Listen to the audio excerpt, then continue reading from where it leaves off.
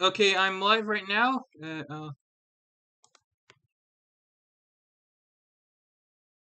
On YouTube.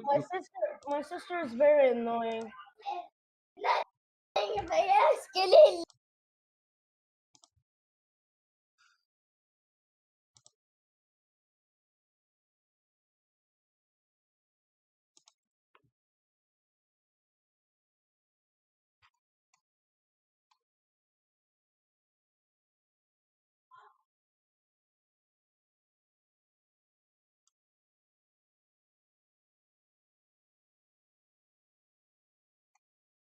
My God, if she don't leave right now, I swear, I will beat the crap out of her.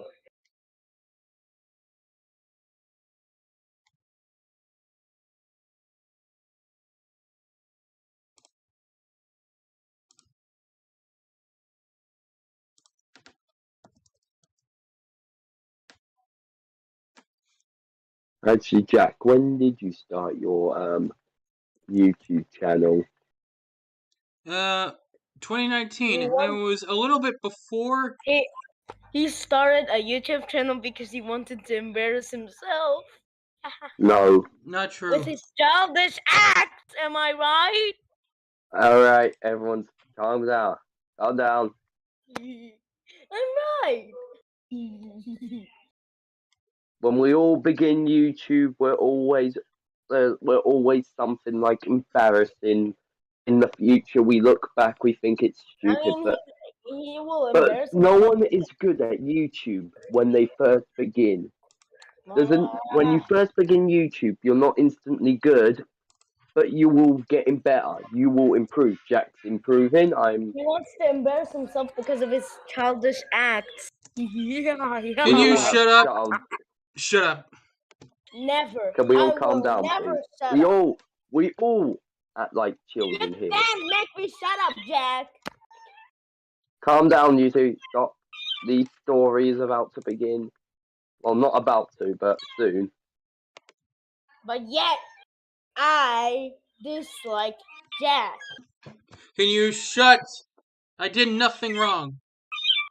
You did. Listen me. Okay, Project, we're moving to DMs. Me and you are moving to DMs. I'm not dealing with him. Wait.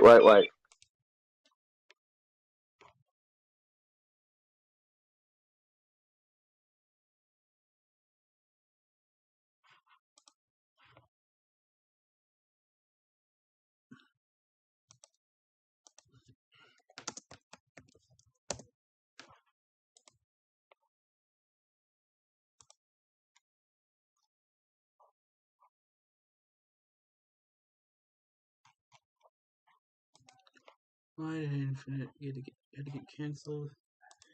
Just why?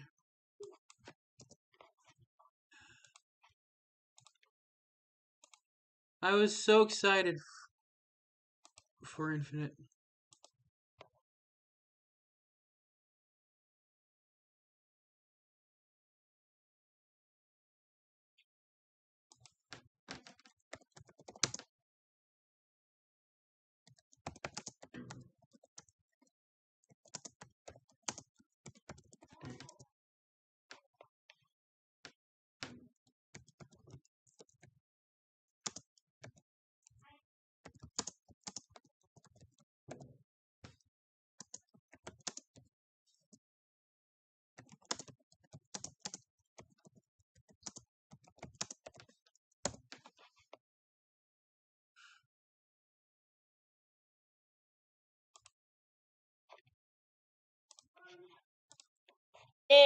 Okay, will your friend? Will he stop?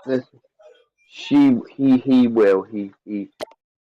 We all need to agree to be kind because we're all gonna fall out. We're all gonna break pieces with each other. And I'm scared of losing my friends. Boyfriend. And boyfriend, yeah.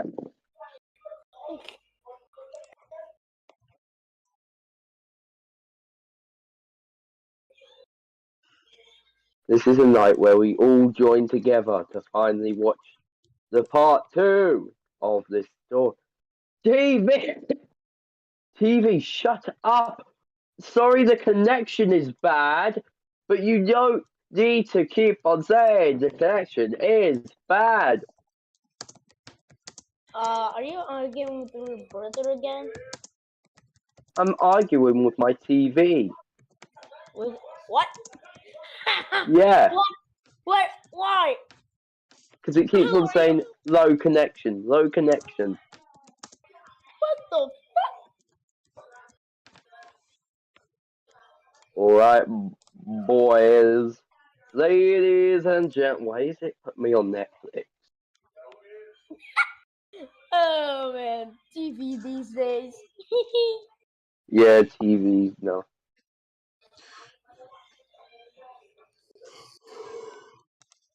What the? 20 minutes, everyone. The show will begin momentarily. Mo.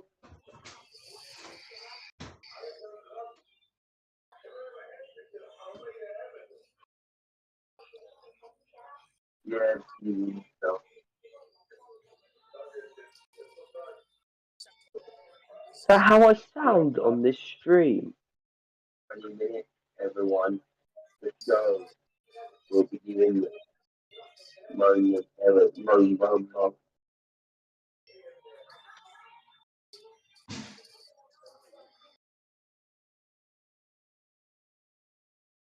Yeah, TV, no.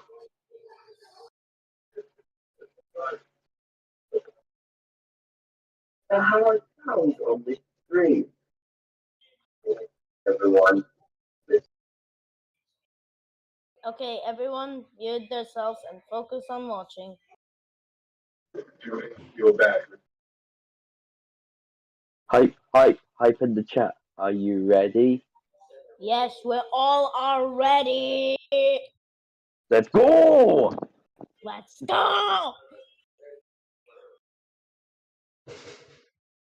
Okay, I'm gonna watch Cyberverse.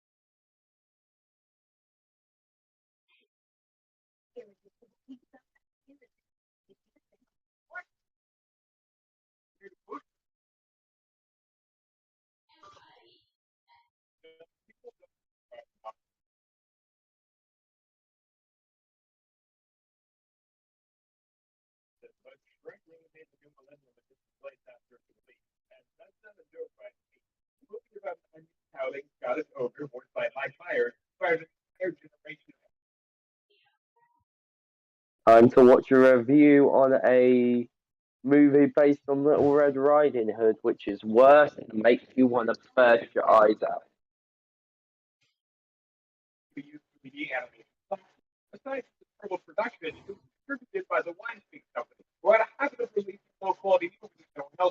I like the background with Emma and Entity 01 on the back. It's just cool, super cool.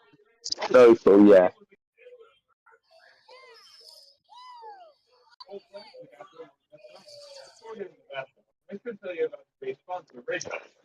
Oh my lord, can we not get a sponsor in a video for 5 minutes?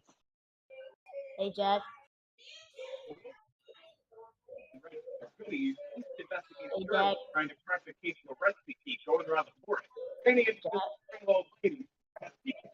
Jack. There's nothing, Jack. Jack. Well, I think he's not in his room. If he doesn't respond, it means he's in a different area. He's in a different area of his house. Jack, hello. Mr. Jack. He's not in his room. We're gonna wait until he comes back.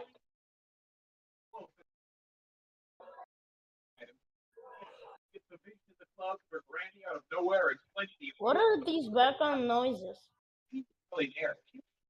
Watching a review on a movie. Can you at least keep them down because they're annoying me? Keep them down because they're annoying me. I'm gonna go mute until the thing starts. If you say my name, I'll unmute and chat. Okay. Okay? Okay.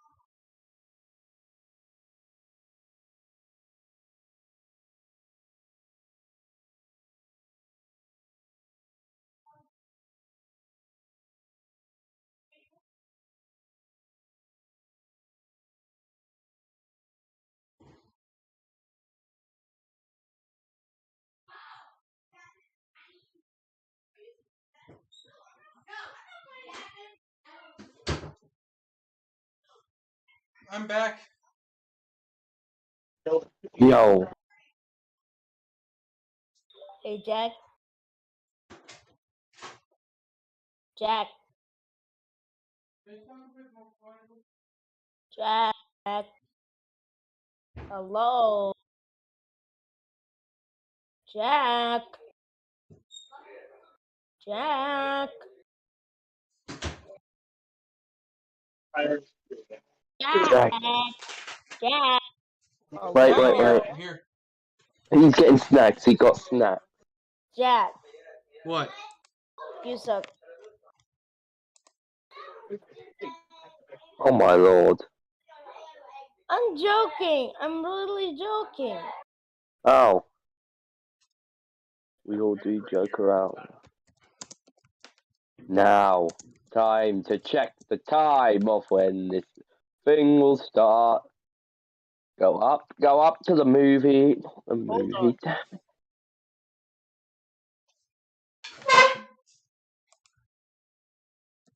Oh.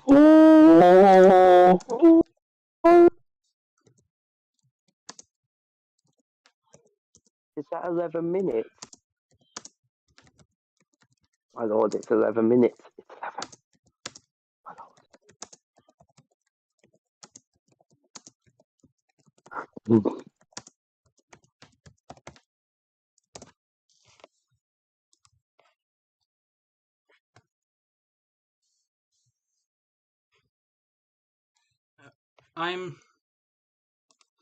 But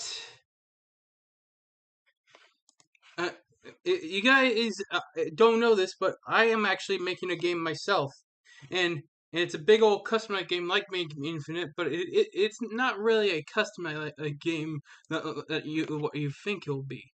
It'll be different, and that'll be VGK Experiment Arcade, and yes. Finance and Warios. I got permission from Wario to do a collab with that for Experiment Arcade.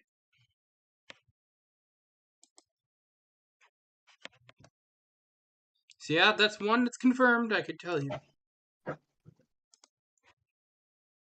10 minutes. Actually, it's 10 minutes, because that is actually showing something a minute ahead.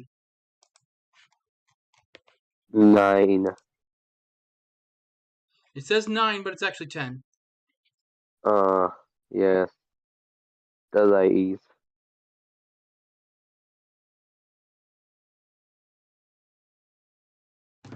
This video has been sponsored by nothing.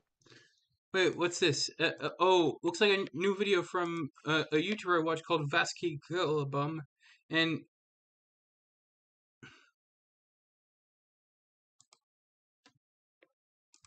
let me just. I'm gonna watch this.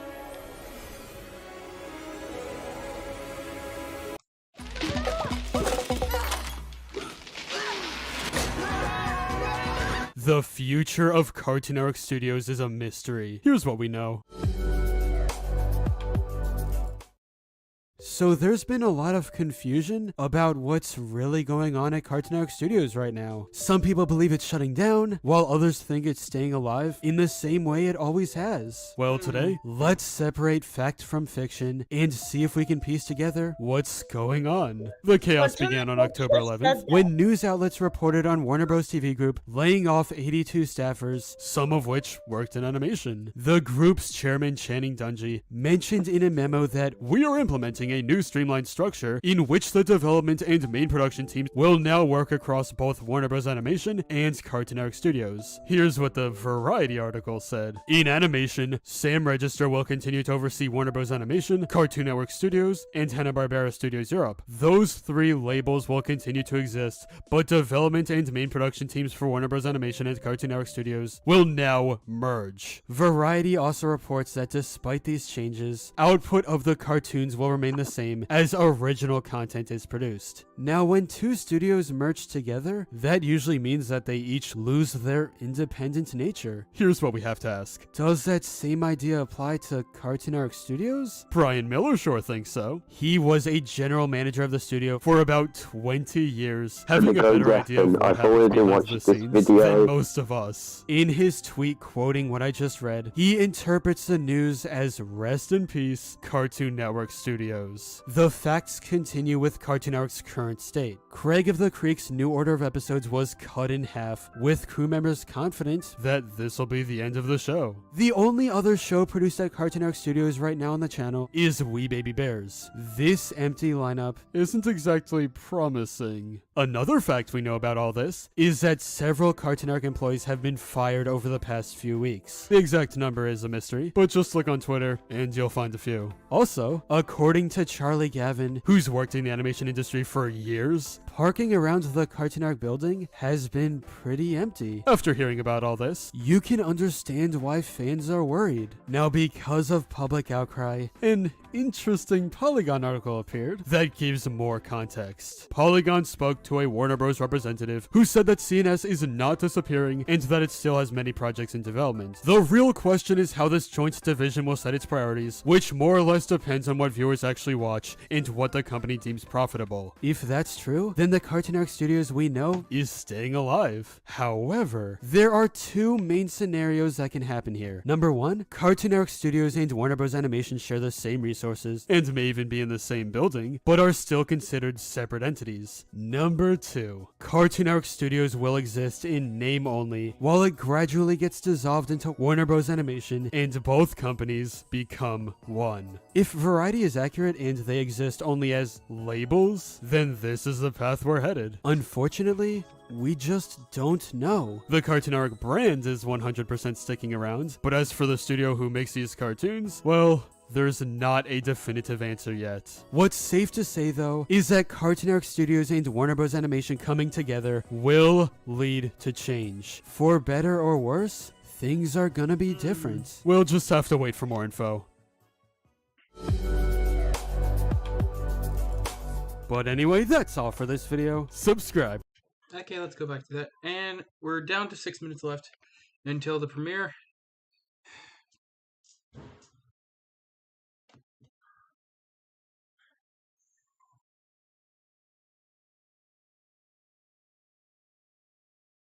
What the hell?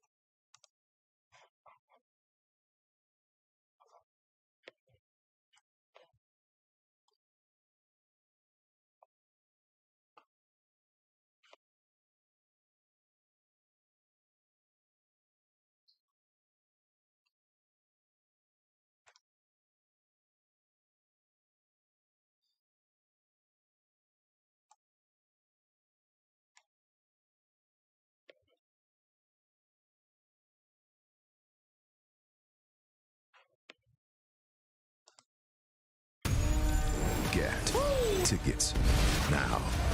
Send them all. Black Adam. Get in the game with Zaxby's all-new loyalty program, Zax Rewards. The more you...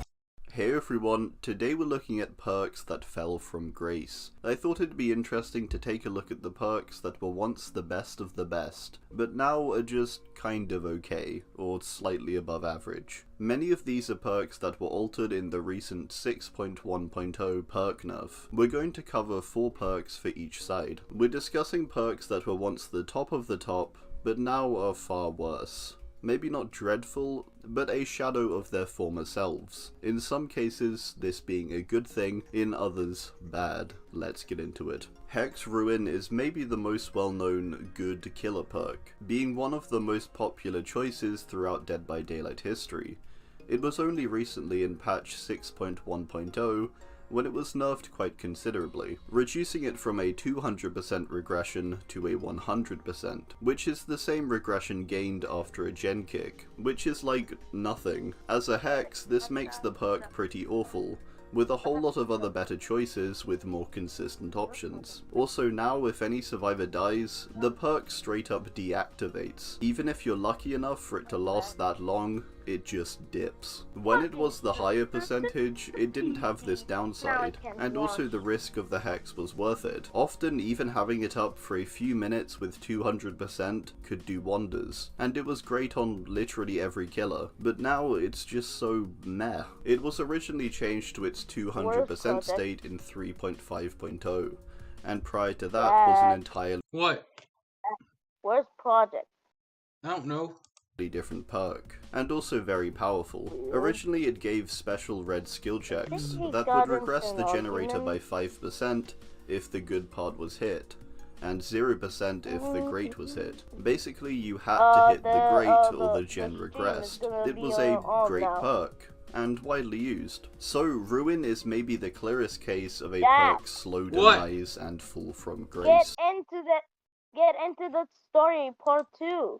It has 1 minute left. Don't worry. From it being the best in 2 instances, no, and now it begins in average, 1 minute. I suppose. Iron Will is a perk that I think for a long time kind of flew under the radar when it came to just how good it was. In its current version, it will lower your grunts of pain by 75%, which isn't awful or anything. It's just like a half measure. It's not good enough to guarantee your safety, but it's not enough to call it useless either. Iron Will was another perk hit by 6.1.0, where after 4 years, the 100% reduction to grunts of pain became 75%. The long-lived 2.3.0 version was at least better than the original 1.0.0 version, which also reduced grunts of pain by 100%, but only when standing still, which is a strange requirement. So I suppose this perk has had kind of an up and down fluctuation in reality. I think one of the key nerfs to it though in 6.1.0 was the addition of it not working when exhausted. This changes it quite a bit, allowing it to be a far less powerful combo with a Oh, there it is. Okay, now it's beginning.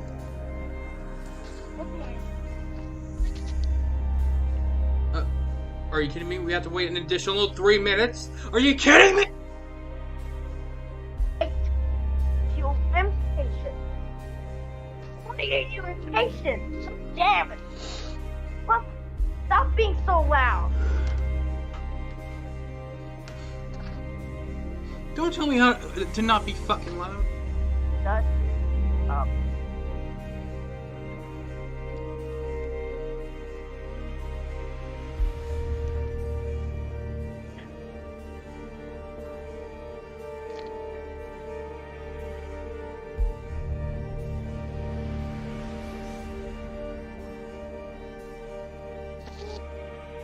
I'm bored.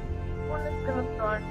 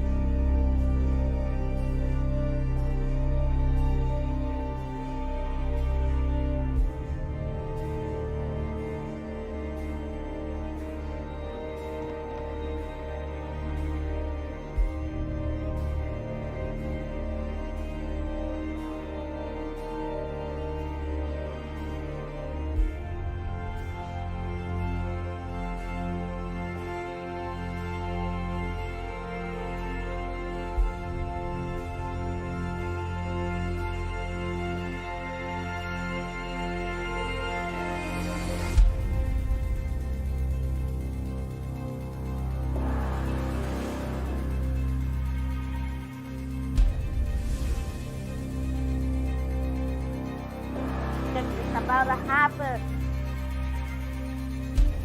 Okay, you get it. It's not gonna happen.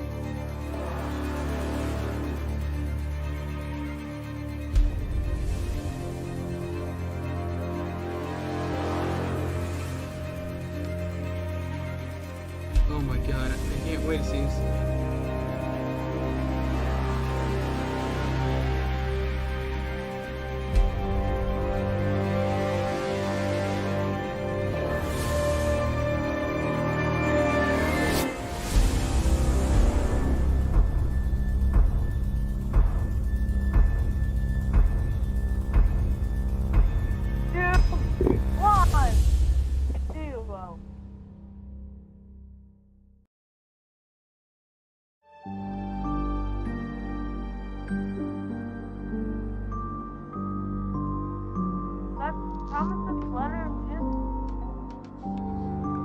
goodness. This is an epic intro. No, this is really epic. Oh, this is epic.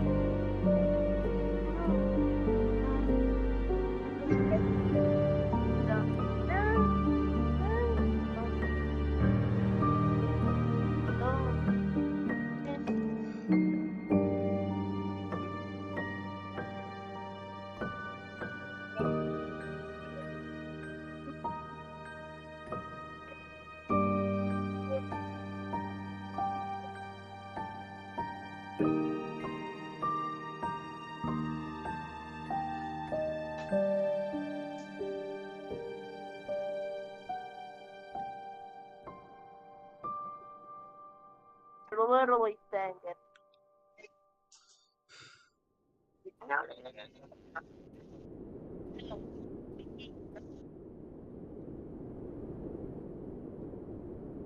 Full story of Untitled Warriors Part 2. Woo! Original story, video music by #1 and Best Game. Access and footage assistance by I don't know the whole thing. Commercial premise by WSP Ultimate Gamer #1 local by gaming and technology. Written and edited by WW1. aka, if you have not seen part 1, you need to watch that first, okay? I have seen that first. Yeah, but you all have. Chapter 11. Gray City.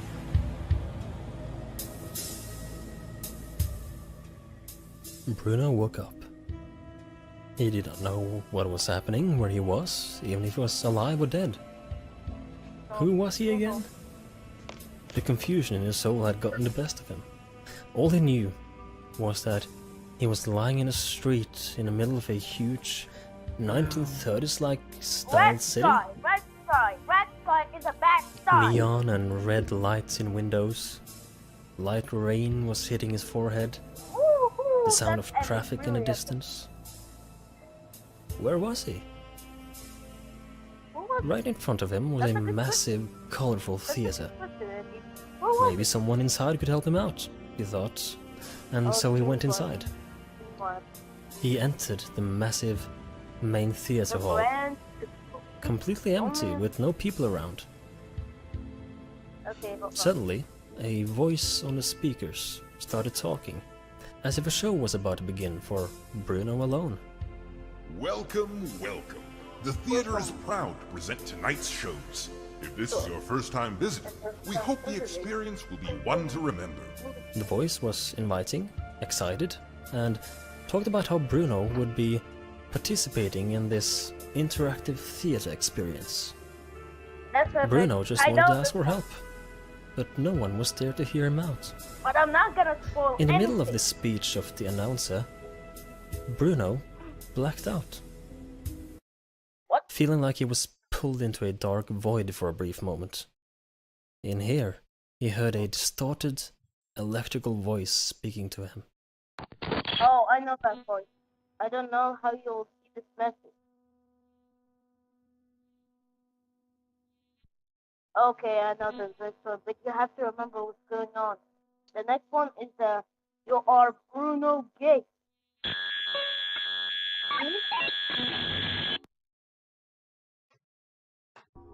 You're not physically alive anymore. But who's that voice? Who's that message? You're not in a theater. It's all a trick. It plans on using you. I'm using us, you mean? Don't believe Before it's Bruno live. could process it all, and even ask who it was who was talking to him, he was thrown back into the theater hall. The show was apparently about to begin. This part is weird. It's in our choices that results emerge. I believe we are ready. Let the shows begin.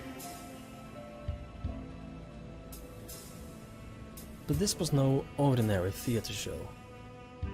Behind the curtains, strangely enough, were 5 tunnels, each leading to a different experience that Bruno had to survive. It was here he Let's go realized play with, he was playing part of with some Power game or with Emma. prank, They trap never perhaps. at a jukebox. And if he wanted to leave unharmed, he had to just play along. And as he participated in these surreal tasks, familiar faces slowly creeped out from the darkness.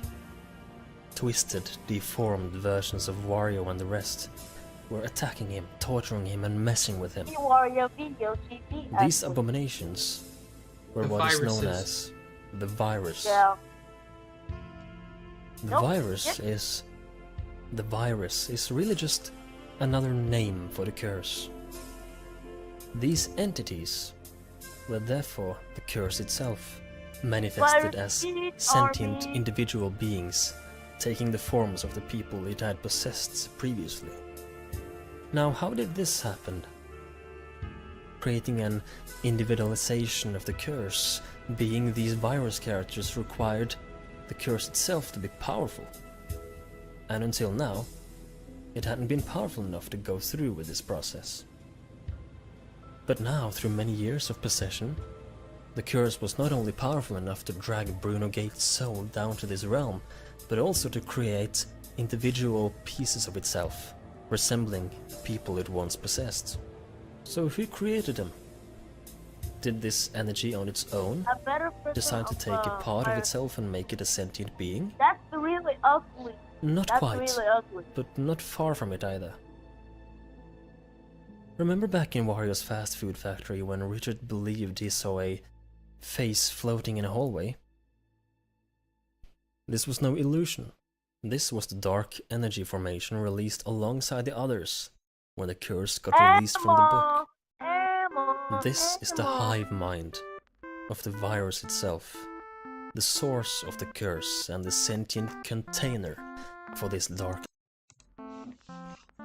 This is Emma, and she has been here ever since this chaos got released. She let her powers slowly grow as it possessed the others, letting them play their game of cat and mouse while she was watching from the shadows as the master plan was unfolding.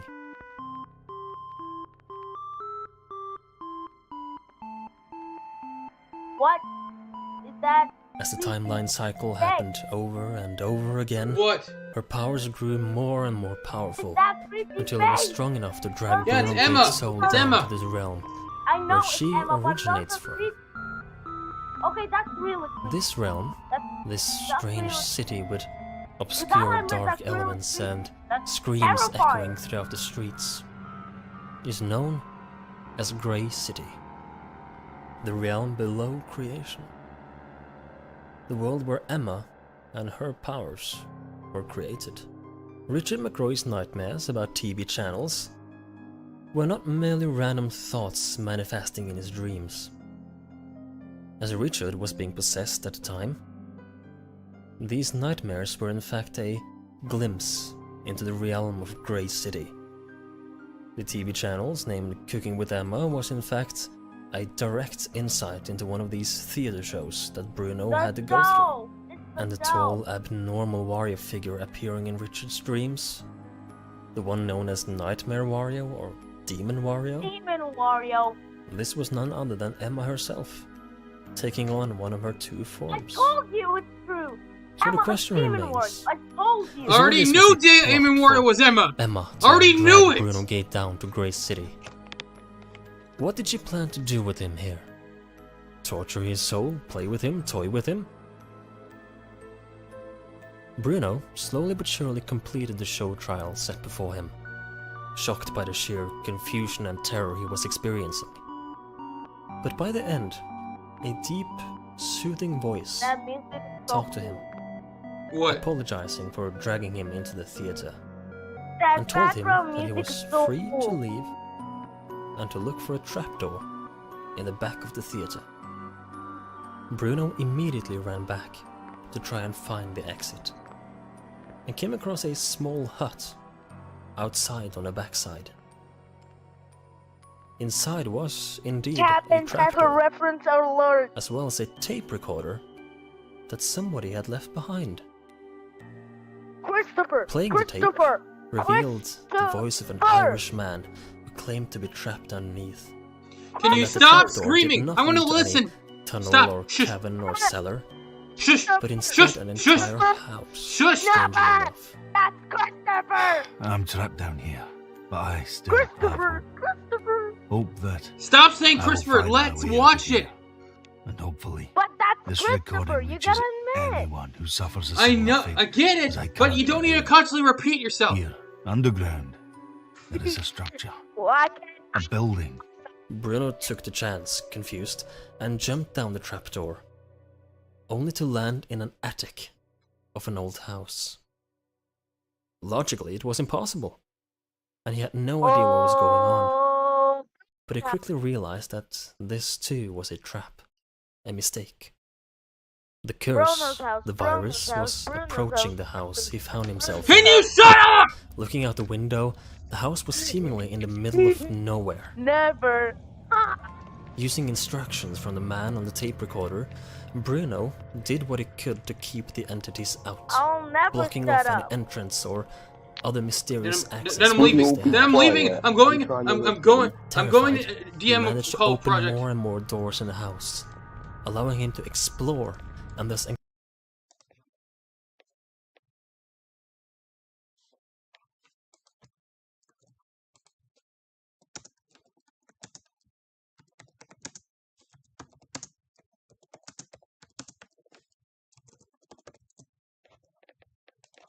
encounter more twisted faces of people the curse once possessed.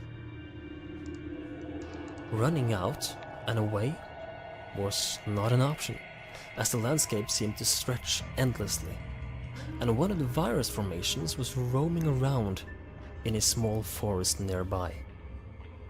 So instead, he aimed for the basement of the house.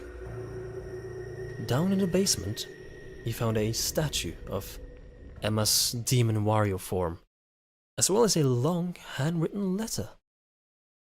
A letter from the same man who had recorded the voice message earlier.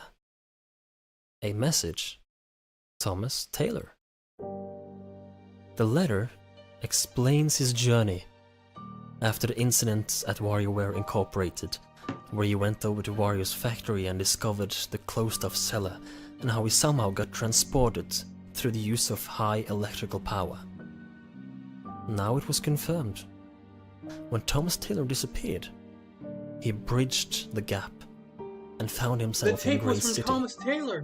where he was transported by a mysterious man to this very theater, where he was then in the presence of something sinister. Something more sinister and evil than Emma. This mysterious entity asked Thomas how he found this place, before sending him here to this house. This is how Emma, through this mysterious entity, learned that Wario's factory was indeed a point where the two worlds There, were close to each other, and acted as a perfect place to drag Bruno through. And seeing as Bruno was wandering confused around the factory at the time, it fit perfectly with Emma's plan. That is why she transported Edward and the rest to Wario's factory. Bruno, stuck in the factory, was the one who could break the curse on the spirits of Wario and the rest, and Wario's factory was the bridge. Wait, you're between the two telling me? worlds. You're telling me Emma It all worked teleported perfectly them into the master plan. to the Fantasy Warriors But where one was basement? Thomas Taylor now? Was he still here? There was no traces of him left, aside from this letter. Bruno obviously did not know who Thomas Taylor was, so he kept on hiding until he hits a dead end in the house, where the viruses attacked him at full force. Completely exhausted and drained, Bruno saw the viruses retreat. Was it over? That's when the theater voice returned, announcing the show trials were over. And as it turned out, this voice was none other than Emma, who had been talking to Bruno all along. And Emma goes on to explain more of the plan that was unfolding before Bruno's eyes. She explains how the curse had to grow strong before he could drag Bruno down here to Grey City, how the virus entities can be created in shapes of people it had possessed, and how the plan for Bruno was to weaken his soul through spiritual torture. By weakening Bruno's soul, it could more easily be manipulated and used by Emma. Due to the strength of a human soul, a soul that doesn't belong in a place like this, it could now be used as a bridge between Grey City and the real world. Emma could bring all of her powers now into the real world, including her newly created virus entities. All thanks to Bruno's strong soul that was now weakened due to the spiritual torture he had now endured. But why? Why? For what purpose? Why did Emma want to bring all of her powers into the real world? Just to create chaos? Or was there a more direct purpose to it? The reason was to free him, in order to finally free her master. Entity 01.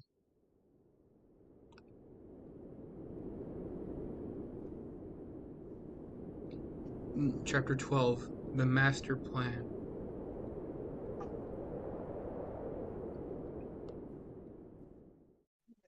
Bruno Gate was slowly realizing what was going on. Everything that had happened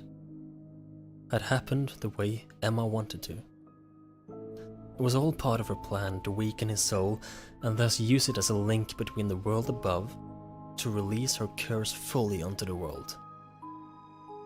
Only a human soul can release Emma and her powers into the world, which explains why Wario could release a small portion of it from the ancient book, and why Emma could now travel with all her powers, using Bruno's soul as a sort of a tunnel or gateway. And with a large, rumbling noise, and what felt like a shock going through him, Virus Mario. Emma and the viruses were gone. They had escaped. A deep silence filled the dark void for a long time, until that unknown soothing voice returned once more.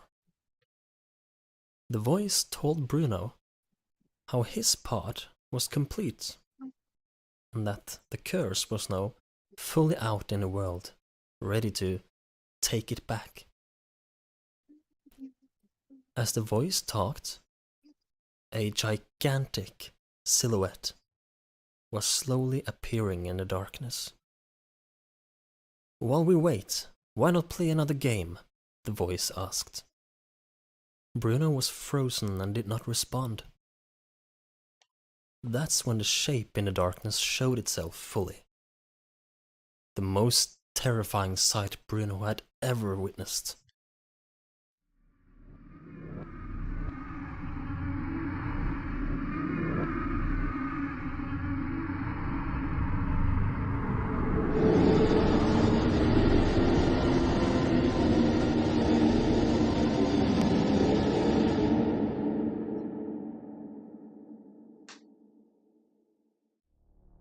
This was him. This is the one Emma referred to as her master. This was Emma's creator, the devil himself, the original evil and the highest being of Grey City, and the very origin of the curse itself. This devil was only known as Entity 01. Emma was his powers, or rather a fraction of his powers. Emma was the manifestation of his powers that was now able to escape into the real world through a single human soul. Now, Bruno's purpose in this master plan was complete. So what exactly was Entity 01's master plan? What was his end game? His goal? What is the reason behind all of these events unfolding? Was it simply to put fear and despair into people's hearts? Was it to kill everyone on Earth? Or did he have some deeper desire? Entity 01 did have a goal. The ultimate goal. Just as Grey City was the realm below creation, so also did a realm above creation exist. A heavenly paradise, as this devil describes it, filled with flowers and gardens with no end. He believed this heavenly place was the place of origin, the place where everything, including himself, was created. Getting back to this place, where he came into existence to learn the truth of why he's trapped down in this underworld and learn the truth of what he really is. That was the ultimate goal of Entity 01. And how could he reach this place? That's where his plan comes in. As he himself had way too much power to exit the dimension of Grey City, and as even the full extent of his powers were too much to slip through into the real world, he managed to send just one tiny fraction of his powers a long time ago. This was the form of a book that held a small amount of his curse inside it. Emma, in her earliest stages. It was everything he was able to send through into the real world above. There were even religious cults from back in the day that worshipped the mythical devilish one through the discovery of this book that promised wealth and power to those who followed its instructions. As people, and especially an ancient witch coven that had found deep interest in the mythology of Entity 01, went through with rituals, the curse residing within the book slowly grew stronger. In modern times, it was strong enough to finally escape the book, should someone manage to release it. Wario released it, and her powers cursed them all and started to grow even further, like a leech draining their energies. However, this was still only a small part of Entity 01's powers. In the end, Emma would only be strong enough to bring down one human soul. And if it was going to use this soul later to escape back into the world, the soul had to be a strong one. Hence why Bruno Gates became this unfortunate victim. Now, Emma, which is a manifestation of a part of Entity 01's powers, had escaped back into the world through Bruno's tormented soul, and was now free in the world with much more of Entity 01's powers with her. The curse could finally start to spread like wildfire, growing stronger and stronger until, eventually, far off in a distant future, it would be strong enough to bring Entity 01 himself up into the real world. And once there, all he would have to do would be to find the access point. The point with the thinnest layer between the world and the heavenly dimension above. Now, all he had to do, and all he could do, was wait. Wait for the viruses in the world to start infecting the world. But it would not take long, for time in Grey City was flowing at a different rate than the real world. As for this final game, Entity 01 put Bruno Gates through another trial. Not solely for the sake of torture, however, but as a test. A test to see just how strong his soul truly is. Should his plan somewhere along the way go wrong, he had a backup plan, a plan B. And if Bruno's spirit could survive this upcoming trial, then Bruno would play a big part in this backup plan. Bruno was suddenly transported out of this nothingness and into a new building in this strange city.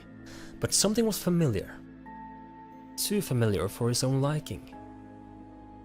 Bruno was back in Wario's fast food factory. A recreation of it. an illusion of it. And in this illusion was also the illusion of the very same people he killed.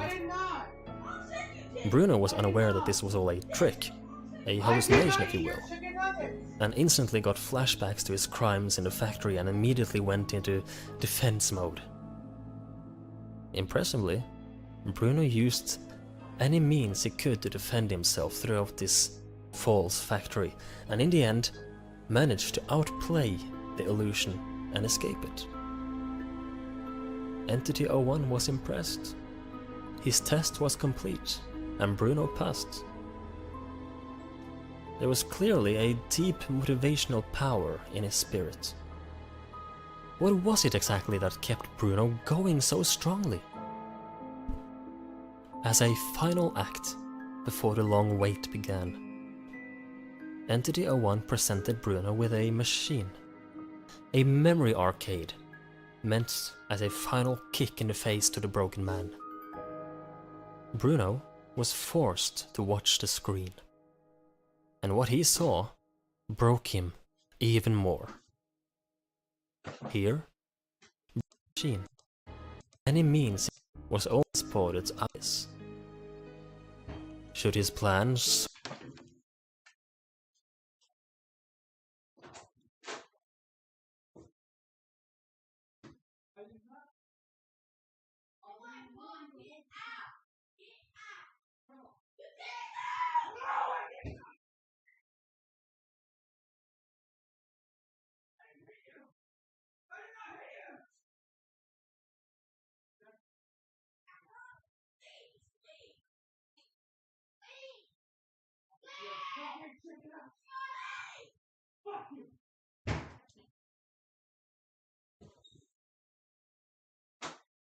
Fucking.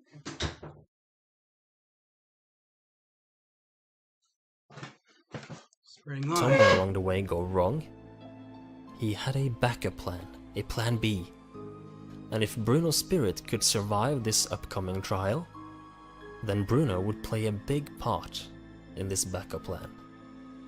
Bruno was suddenly transported out of this nothingness and into a new building in this strange city. But something was familiar. Too familiar for his own liking. Bruno was back in Wario's fast food factory. A recreation of it. An illusion of it. And in this illusion was also the illusion of the very same people he killed. Bruno was unaware that this was all a trick, a hallucination if you will, and instantly got flashbacks to his crimes in the factory and immediately went into defense mode. Impressively, Bruno used any means he could to defend himself throughout this false factory, and in the end managed to outplay the illusion and escape it. Entity 01 was impressed. His test was complete, and Bruno passed. There was clearly a deep motivational power in his spirit. What was it exactly that kept Bruno going so strongly? As a final act before the long wait began, Entity 01 presented Bruno with a machine, a memory arcade, meant as a final kick in the face to the broken man. Bruno was forced to watch the screen, and what he saw broke him even more. Here, Bruno had to relive the last meeting with Dolores Gates, his wife.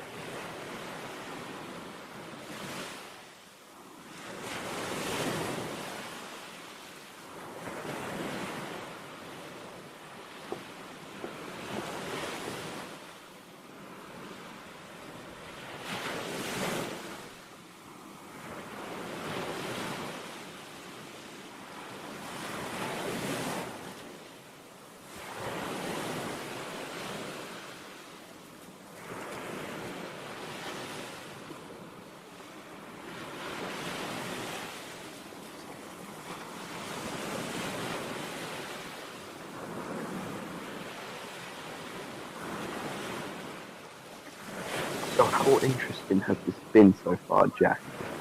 It's been interesting. Yeah. I have to pause it real quick. Hold on. I have to do something real quick.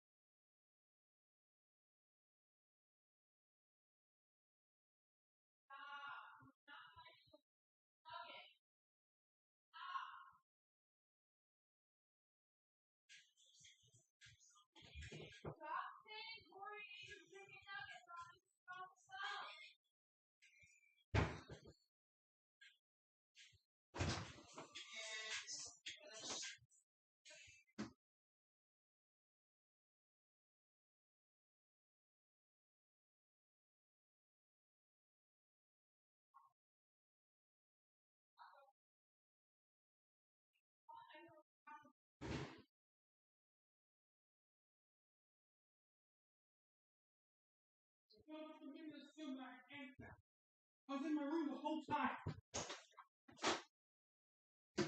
I'm back.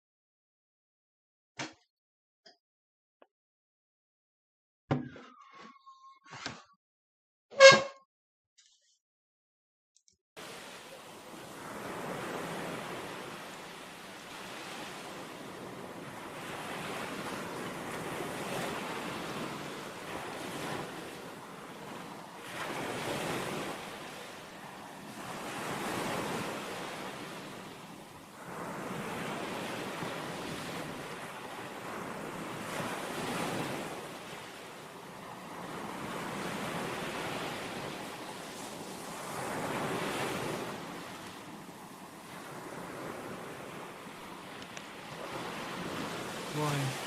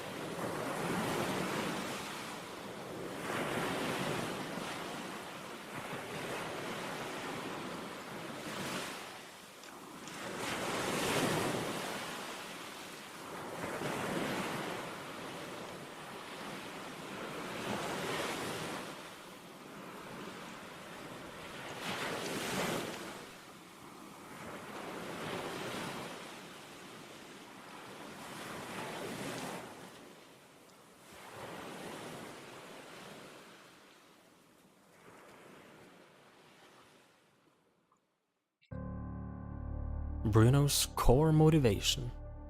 had always been his daughter, to make her healthy once more. It was the reason he broke into Wario's factory to steal the recipe. It was the reason he was desperate to get out alive and unnoticed, even if it would mean the cost the lives of others. And it was one of the reasons his soul could not rest even after death. As he was walking aimlessly around the factory in his dead physical body during the events of the cycle, the one sound that instantly awoke something deep within him and drew his attention to it was the sound of the music box that Edward Coleman had brought with him. It was the very same music box his daughter had, and hearing it immediately drove him in its direction. His daughter was in the very core of his being. This is why the music box was able to attract Bruno Gates. Bruno, now sitting in this nothingness and watching his last meeting with his wife, knowing he failed his promise to both her and his daughter, was left with the worst, horrific and hopeless feeling of all. And now, he was all alone.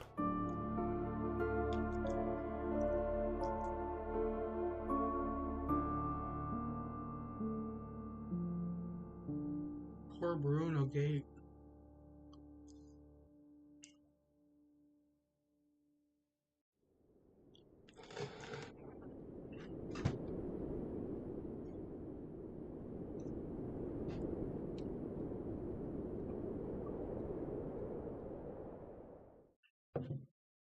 During the events happening down in Grey City, Edward Coleman had left Wario's fast food factory early in the morning. Heavy rain hit his head, as he was concerned about Max Peterson, the man who had called him each night to see if he was okay. Edward eventually reached Secure Incorporated, the place where Max Peterson worked. Inside, he saw Max lying face down on his desk, with a stab wound in his back.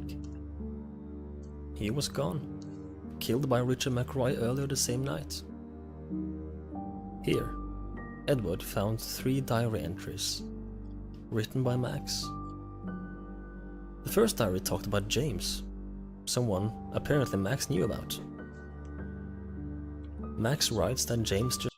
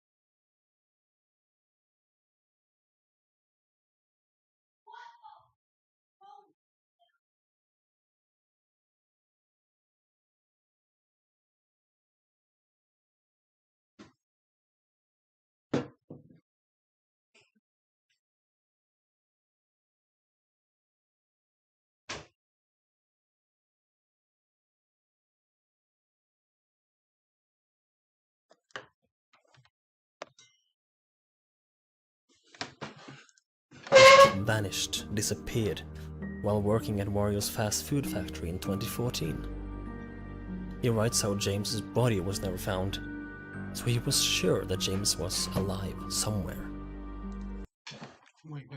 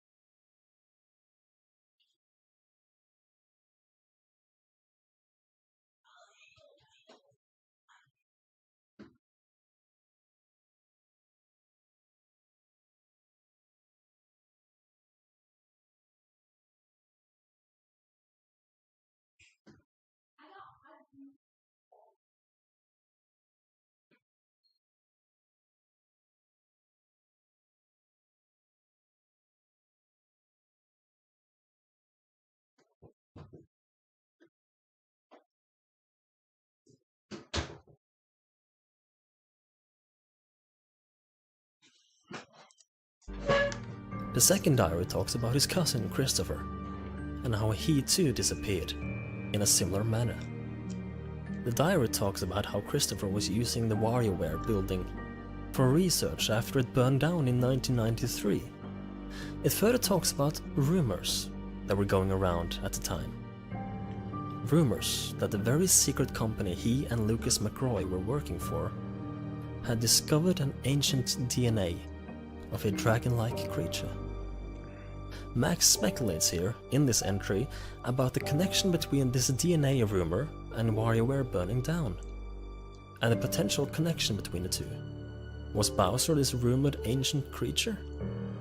And did Christopher's company resurrect it? Did this company have a hand in WarioWare burning down? Did they command the creature to burn it to the ground? If so, why? The third entry was the news entry, and here Max had written about Edward Coleman and how someone must have tricked him into the job here at Secure Incorporated. Max then goes on to talk about Christopher again and the last phone call the two of them had before Christopher disappeared. In this final phone call, Christopher had talked about his research, as well as hearing his own voice echoing throughout the hallways. This voice was hard to make out, but Christopher had claimed the voice was saying Emma. This was the final entry Edward found. He went on to look around the building of Secure Incorporated. No one else was around except the body of Max Peterson.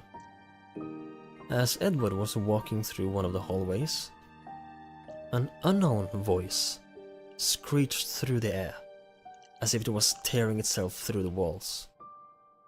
The voice said, "Mr. Coleman, are you there? It's not over. They're not gone. Get out of there. Get out. I don't know why, but..." It was the voice of Christopher, warning Edward Coleman about something, before the voice got cut off. What was happening? What was with all these voices of Christopher echoing through the halls everywhere? First the voice talking to himself in WarioWare and mentioning the name of Emma, and now it was back talking to Edward. Later, we may just learn what's going on with Christopher in this case. But maybe you've started to make some connections. The Christopher of this timeline had vanished many years ago, back in WarioWare. So, was this him?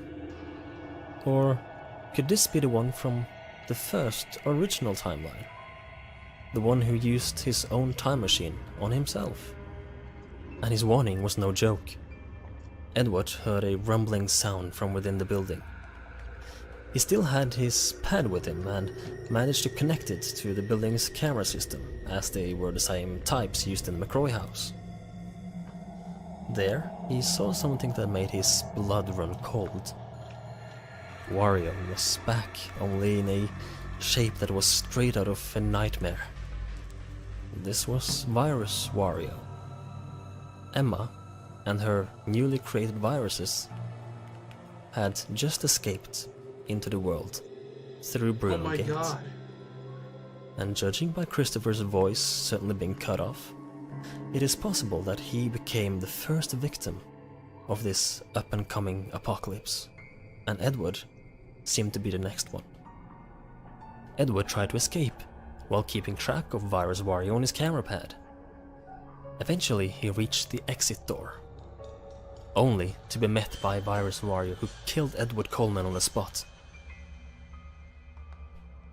2 dead bodies were now present in Secure Incorporated, killed by the same core monster. The world would never be the same. The viruses, the curse, kept a low profile in the beginning, and people felt something strange in the air. Things were not right. And it didn't take long before people started to notice that things were wrong, as people slowly, one by one, were reported missing, never to be seen again. One of these unfortunate victims was a man we know from before, Winslow. There was news aimed directly towards Winslow that the old Wario's Cafe was opening once again in early 2018, 30 years after the original opening. And since Winslow had experience from this place, they wanted him back as an employee. Winslow was the very same person who had been calling Wario on the phone during his night shifts back in the late 80s. And as Winslow heard they were reopening the old cafe once more, a strong sense of nostalgia came brushing over him like a summer breeze. He accepted the offer immediately. The strange thing was that no one else had heard about this, and Winslow himself didn't know who these new owners were. He was called by one of the employers, who didn't even introduce himself, and Winslow was told that they wanted to bring joy to people by bringing back the old Wario's experience from back in the day. Hey, look at that! I found your number. Alright. Smiler! Yeah, listen up. I really do appreciate you taking time out of your day to do this. But dude, this will turn out amazing. Winslow's first task was to come to the cafe and check on the place, the equipment available, etc. And so he did. Cameras were still functioning somewhat, lamps and electrical components were in order, and while browsing through the old camera system, Virus Wario could be seen on the attic camera for a brief second, before the monitor itself cracked.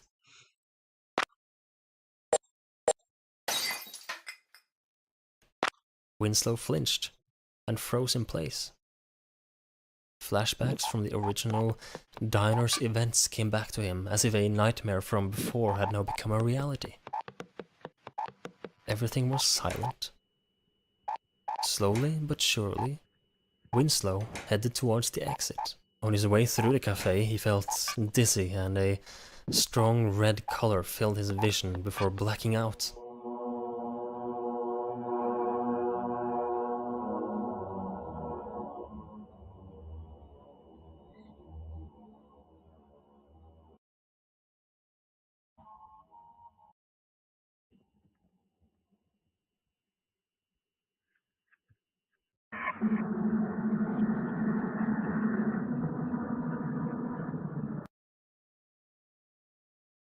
He woke up again in the cafe the following night, and he couldn't leave. Exits were blocked off, there was no signal to call for help outside. He was all alone. That is, when it came to human interaction, because with him in the cafe were the virus entities, hunting him down and tormenting him as poor Winslow tried to grasp the situation. Did an unknown company truly reopen Wario's cafe? Or was this all a trick? Where they lured Winslow into a false sense of safety and nostalgia in order to trap him? Was the man who had called Winslow earlier the voice of these creatures? Or was it an actual employee of a company? This question would remain unanswered forever. And we will never know for sure if an actual company decided to reopen Wario's Cafe, or if this was all a trick by Emma's viruses. Winslow was trapped in a cafe for many days, slowly losing energy due to hunger and lack of water, as well as the viruses toying with his fear to the extreme. All currently created viruses acted slightly differently. The one resembling Luigi would put Winslow in an existential crisis by making him question his reality with computer ads and other forms of world-bending shenanigans. The one resembling Mario would reach out of a mirror with unusual body proportions, only to retract into a decoy shell once he escaped. They all tortured Winslow psychologically, until finally, when he couldn't bear it anymore, they killed him. And so the curse kept growing, stronger and stronger, over several years, picking up momentum as it went on. Eventually, it started to spread like a plague. There was nothing humanity could do. Entity 01's plan was working. The virus entities and the rest of Emma's powers were wreaking havoc across the globe.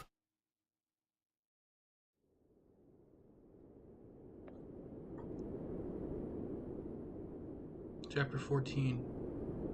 The House with the Green Door.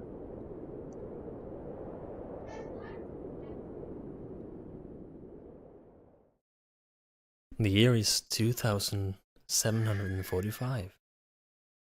In a hidden laboratory, the last man on Earth sits quietly on his own.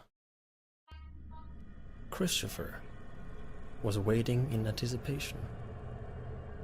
Here, in the distant future, where every man, woman, and child were gone, the virus had destroyed them all.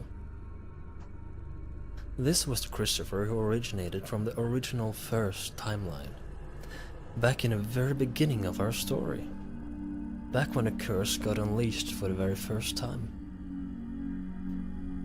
Christopher made a deal with Rosalina that she would send their souls back in time to hopefully reset everything, and Christopher would use himself as an experiment.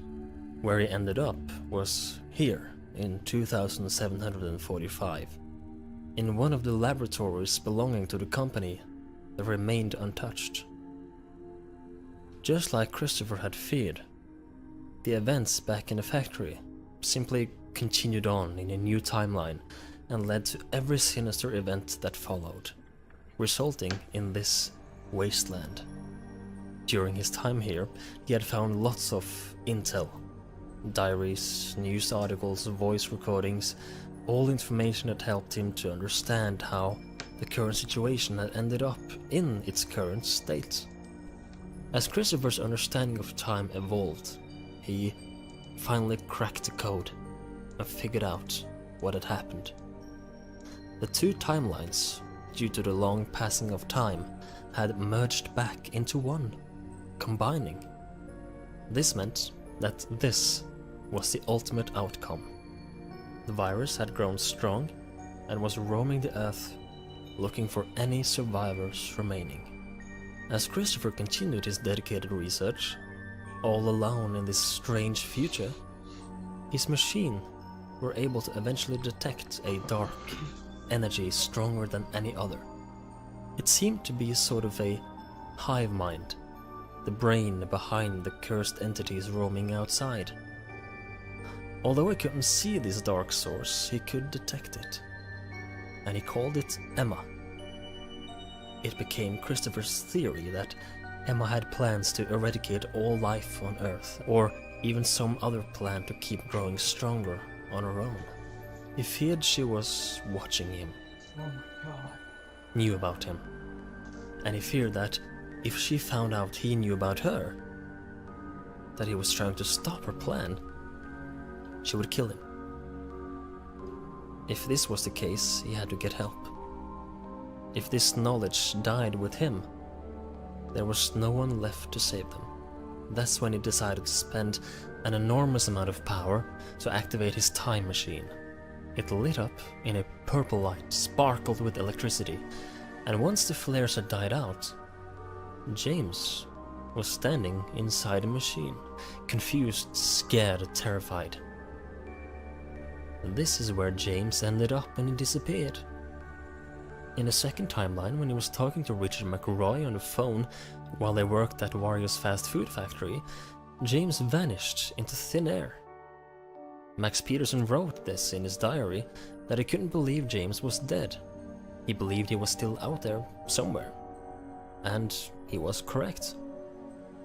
James' vanishing was in fact Christopher teleporting him into the distant future where the timelines had merged and all hell was loose.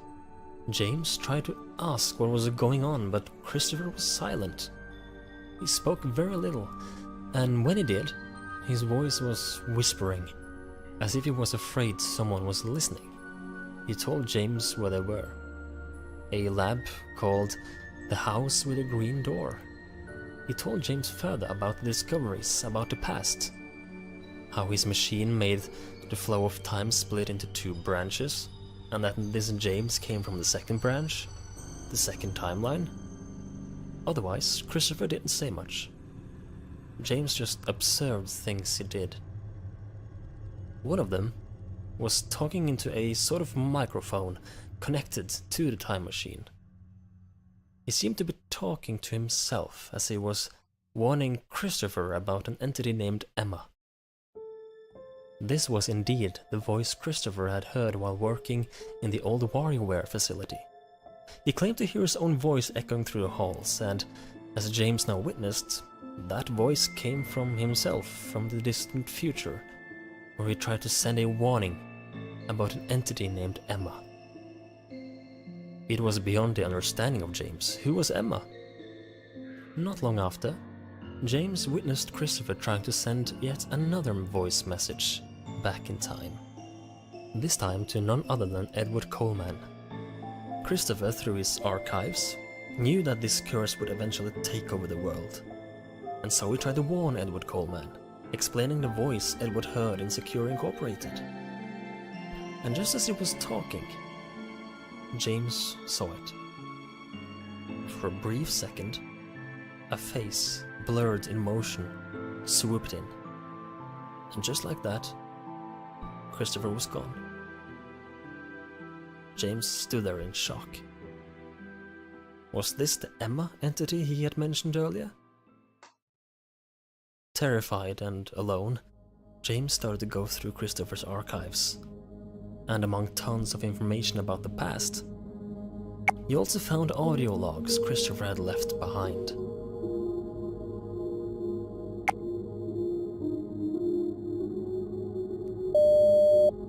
My never-ending dedication to the time travel project paid off in the end. It appears the fabric of space and time isn't exactly the way we foresaw it. This has given me a new insight into how our worlds are all connected. But this future confirms the deepest fear I had in my heart. Whatever happened back then simply continued on in a new timeline. The world is now a wasteland.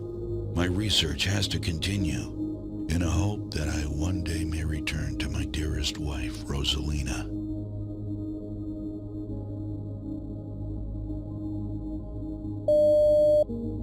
According to my data, my wife kept her promise and did what I asked her to do before I left. And my hypothesis was right. The life energy of a human, or a human soul, can indeed be extracted from the physical body by my machine. Unfortunately, it appears to have made things worse. Archived phone recordings lead me to believe this curse eventually got lifted. But something must have gone wrong along the way. It's still unclear to me what this entity is, and even how much she's able to observe. But thanks to my newly developed tracker machine of undetectable matter, her existence is almost as good as confirmed. I have named it Emma. Whether or not she is connected to the collapse of Mr. McRoy and the events that followed is still unclear. Whatever she is, she may be the key to what this is all about. What do I do from here? I'm afraid the empty earth has taken a toll on me. Maybe the unseen one is the one to blame for this, where I'm just a piece in a game of chess. I fear my time is running low. Someone must take my spot.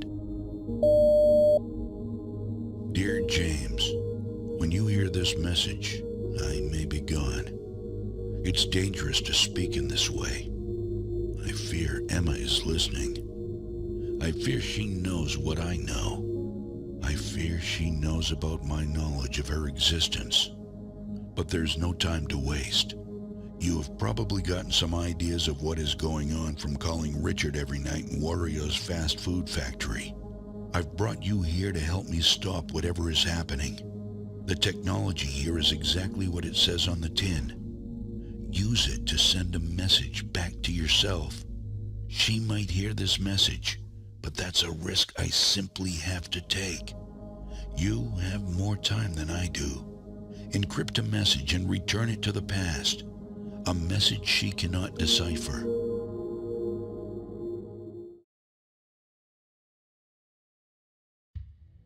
Through the audio logs and other logs Christopher left behind, James now understood. He understood a lot more about how these events were all connected. He understood Project.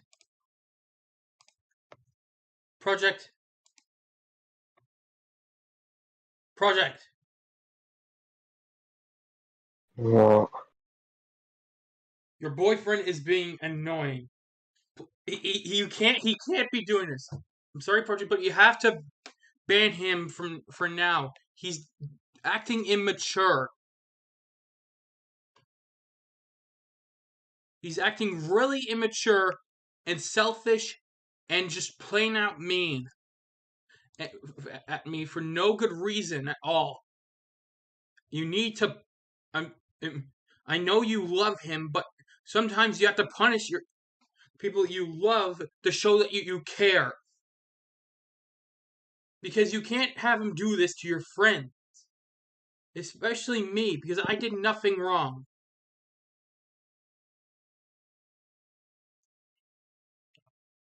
You need to do that, Project. more what Emma possibly was. The source of evil that had been tormenting Richard back in the factory, which evolved into the evil now roaming around outside. Christopher had told him to send a cryptic message back through his machine, back to himself from the first timeline where this all started. A message telling himself about all of this, what would happen if the curse got unleashed, and how he had to prevent the wario from ever unleashing it. But how could he do this? How could he make a message that Emma could not decrypt? He certainly remembered his hobby in game development. A video game series. A perfect way to encrypt a message. James began immediately to develop simple, short video games that tried to replicate some of the major events he had read about. And in these simple games he hid messages that he knew he, himself, would understand. These games were short, poorly drawn, and had a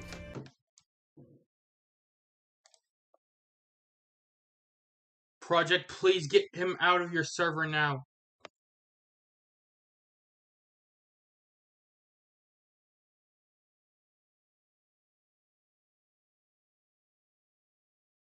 Project. He's pissing me off. Project. Stop ignoring me.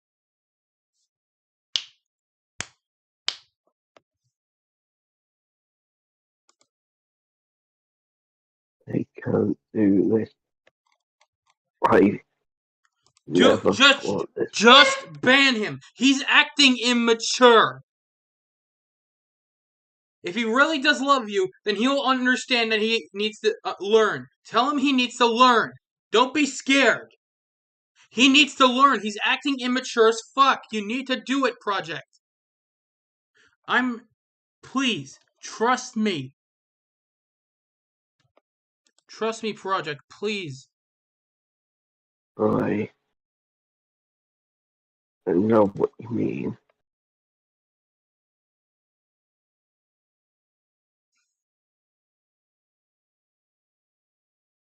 But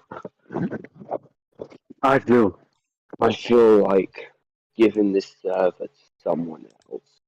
No, don't do that. No. No, the server will still be up. I just don't want to be an owner. I feel like someone could take better care of this place than I could. No, it's just the fact you're still learning. You're still learning how to manage a server. And plus, I boosted your server, so I kind of spent money, so please do not do that.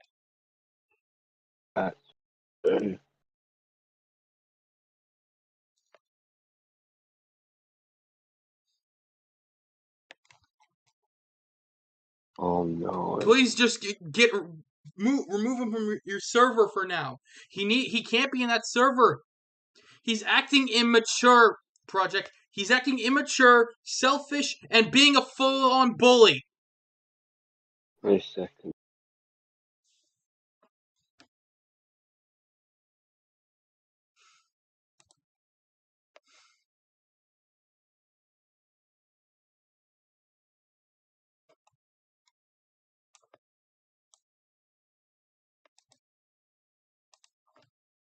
There we go.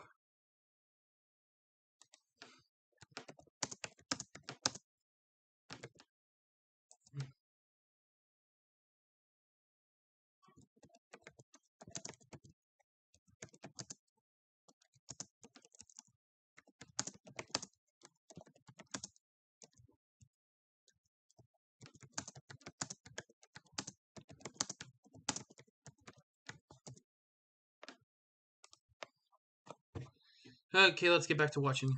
Hint of humor, all to try and draw Emma's attention away from what he was doing. The timelines can feel confusing.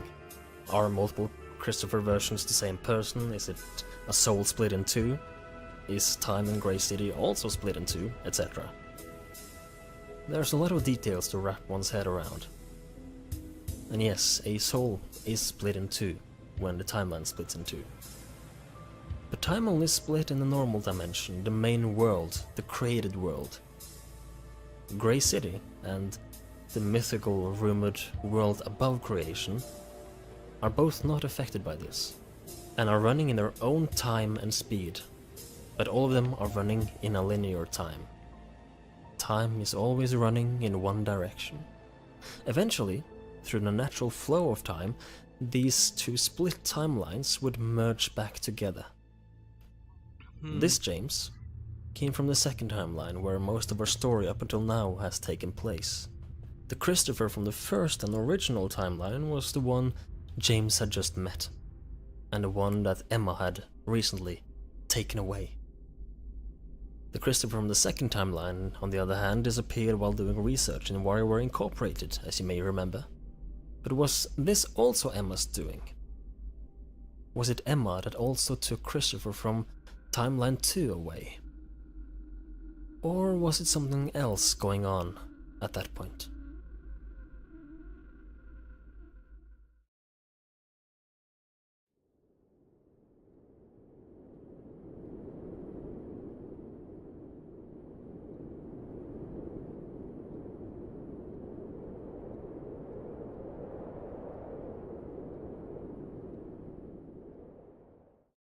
James had finished playtesting his games. During his playtesting, however, a strange face he hadn't coded kept appearing in the games. He had a deep fear that this was Emma, who showed herself in his games to toy with him, letting him know that she knew what he was doing. The games were now ready to be sent as coded files back through Christopher's time machine.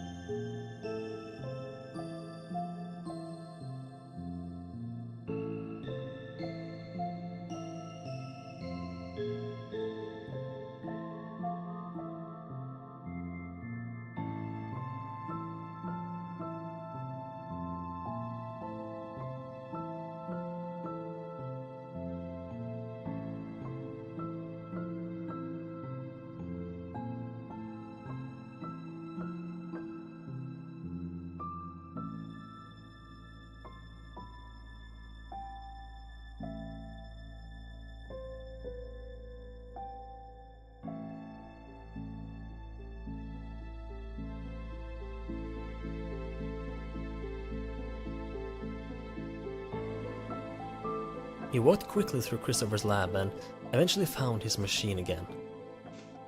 On his way through the corridors, he came across more diary entries from Christopher. One ripped out page described how he had a strange feeling towards a nearby lake. A lake named Lake Emma. Christopher had felt something strange associated with this area, and his radars and equipment that had helped track down Emma in the first place were also having strange reactions towards this lake. In another entry that Christopher had written, an entry hidden away, he explains that he hadn't thought much of it before, but one day he decided to sneak out of his lab to investigate the lake. He reached the lake safely, and nothing seemed to be out of the ordinary except for one star in the night sky that was shining more brightly than the others. This entry was directed towards James personally. Christopher continued to write that James should not continue reading the letter, because what Christopher learned during his trip to the lake could just be too much for James to comprehend. Canonically, James decided to not read on and leave Christopher's discovery to the imagination. Instead, he heads for the time machine to send the coded games back in time. As he approached the machine, however, a gust of warm wind blew across the room, and Emma appeared as if out of nowhere. James did not hesitate. He grabbed the first tools he could find in the lab. The first tools that could deal damage to someone. And it was a tool that could electroshock someone. To his surprise, as Emma tried to snatch him away, the electroshock equipment seemed to stun her, hurt her. A high-pitched screech emitted from the floating head. Was electricity the counter-weapon against the curse? This seemed to be the first true proof of just that. James continued to attack, and so did Emma. In the midst of the intense adrenaline rush, James was thinking about the tools he used, and if Christopher had left them here for this specific reason. Did he have a theory that electricity could defeat Emma? Emma got weaker and weaker, her face almost melting away, before she eventually exploded in a dark burst of energy. Everything went quiet. Not just inside the lab, but outside as well. The curse in the world was gone. And out of the darkness, Christopher emerged. He was alive, to James's surprise. They reunited and had a conversation about the events that had just happened. Christopher explained that the curse got out in a much bigger quantity and quality due to the manipulation of Bruno Gates' soul back in 2017, and that Emma and her curse was now gone forever. They finally had a conversation about death. James was afraid what would happen to him if the timelines reset back to one again.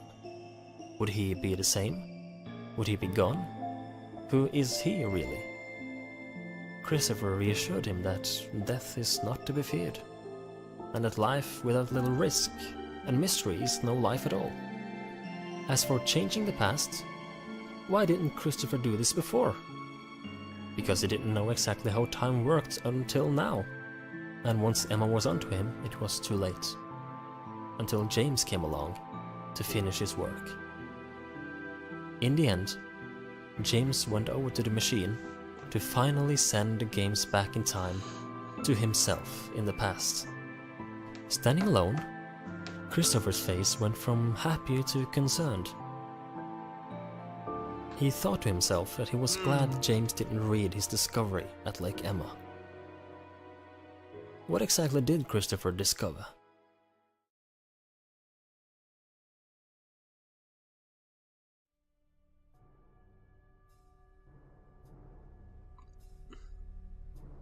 Deep down in Grey City, Entity 01 felt it.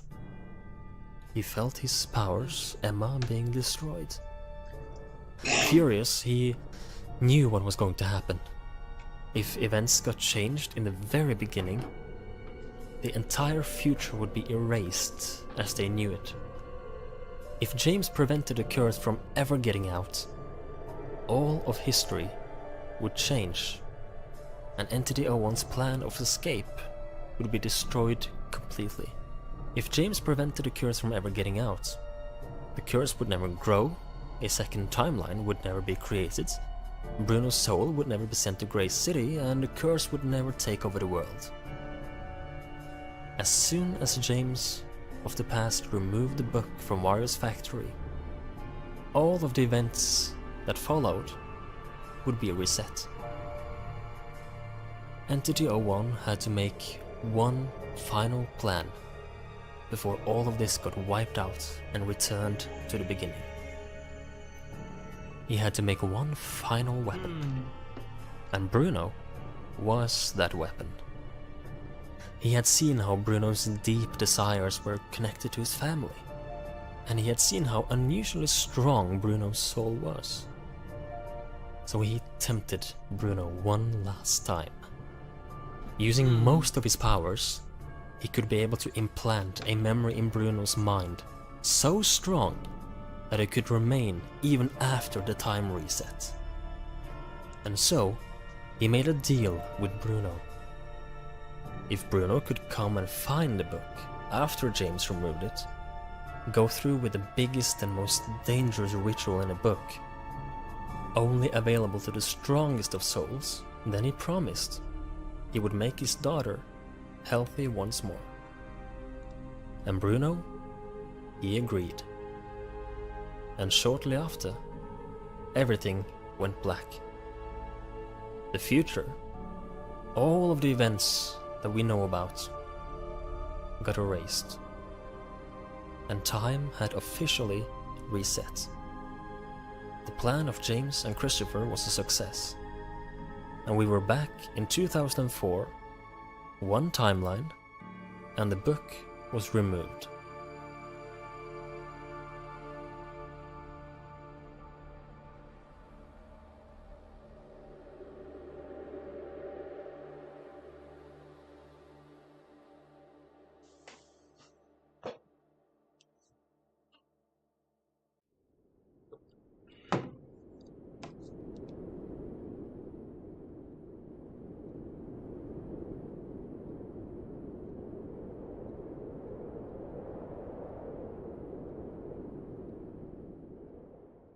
There's been a lot of information up until this point.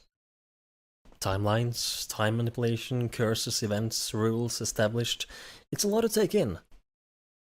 So before we move into the final few chapters, let's back up a bit and do a quick recap. In 1988, Wario and Waluigi started Wario's Cafe and eventually built their own fast food factory. Here, Wario found an ancient book used to worship Entity 01 in ancient times. He went through with a ritual, and that curse basically corrupted his and his friends' souls. It was a curse that activated after Bruno Gates, a thief being after the secret recipe, killed them. Their souls possessed their own dead bodies and killed Bruno Gate in revenge, and they were now seemingly forever cursed with revenge in their hearts. Christopher Peterson, a scientist working for a secret company, saw this threat and its potential, and used his own time machine experiment to send himself into the distant future, and his wife Rosalina followed a plan they had made and sent the corrupted spirits of Wario and Co. back in time. This caused a tremendous amount of energy to be unleashed, and instead of just sending the souls back to 1988, the time and space of the normal world got split in two, ripped apart, meaning all souls and people were now existing partly in Timeline 1 and partly in Timeline 2. In this new timeline, half of the spirits of Wario and Co. were cursed and roaming around freely, while the other halves were in their respectful bodies. In this timeline, Wario's Cafe closed down due to the cursed spirits haunting it. Wario went on to make WarioWare Incorporated, and he bought the building of a man named Lucas. The place felt haunted, and several years later, an ancient creature resurrected by Christopher Peterson's and Lucas McCrory's company burned it down. Wario's factory was then built, and the events from Timeline 1 repeated themselves except for the ancient book ritual. After Bruno Gate killed them, their half-spirits went somewhere beyond, while the corrupted spirits from Timeline 1 took over their bodies. Bruno Gate's soul couldn't rest, and Wario and Co. stayed until the factory reopened later in 2014. Richard McRoy got a night shift job on the request of his father Lucas, and Wario and the others tried to kill him. The factory closed down. Richard had nightmares of Grey City and the Cursed Ones. WarioWare got reopened, and this time it was Thomas Taylor who got tormented by the Cursed Ones. One is far into Thomas the experienced future. a time slip during his final night, What do you say? something he didn't understand. Stuff before He went to Wario's... What? My story, the story that the same one I'm watching this year is fast forward to the bit where the end game quest happened. Do not spoil it. Because it was Do not spoil it. Do not spoil it. Do not spoil it. factory I'm to not. investigate further I'm just gonna let his experiences and got transported to Grey City, where he got trapped seemingly forever. Edward Coleman got a job at the old McRoy house. Max Peterson, Christopher's cousin, tried to help. On the final night, the curse had grown so strong they were able to teleport Edward and themselves into the cellar of Wario's factory. But it wasn't strong enough to bring a soul down to Grey City yet. So they let themselves be sent back in time by Rosalina, creating a loop so they could keep growing.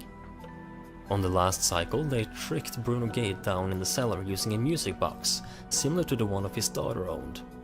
Here the curse was detached from the souls, and Bruno was dragged down to Grey City and tormented and tortured until he was so defeated that Emma could send more of her powers into the real world through him.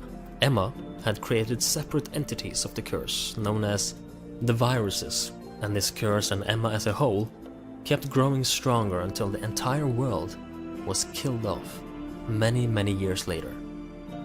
In a distant future, the two timelines started to merge together, and in the year 2745, Christopher from Timeline 1 was alone in his lab, researching the curse and reality itself.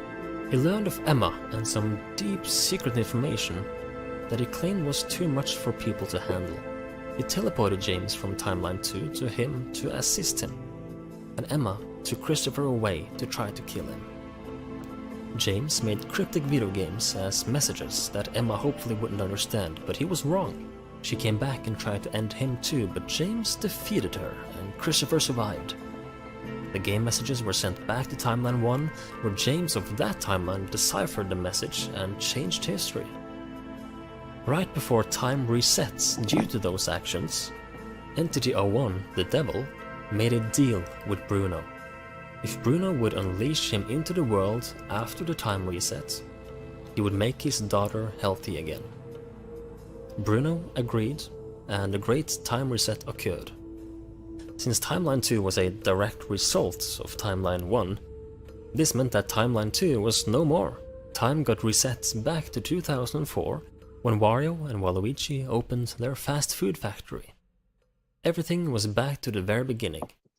Only two things were different. James had removed the book so Wario could not find it, and Bruno Gates still had the memory of the now non-existent future, the memory that Entity 01 planted in him.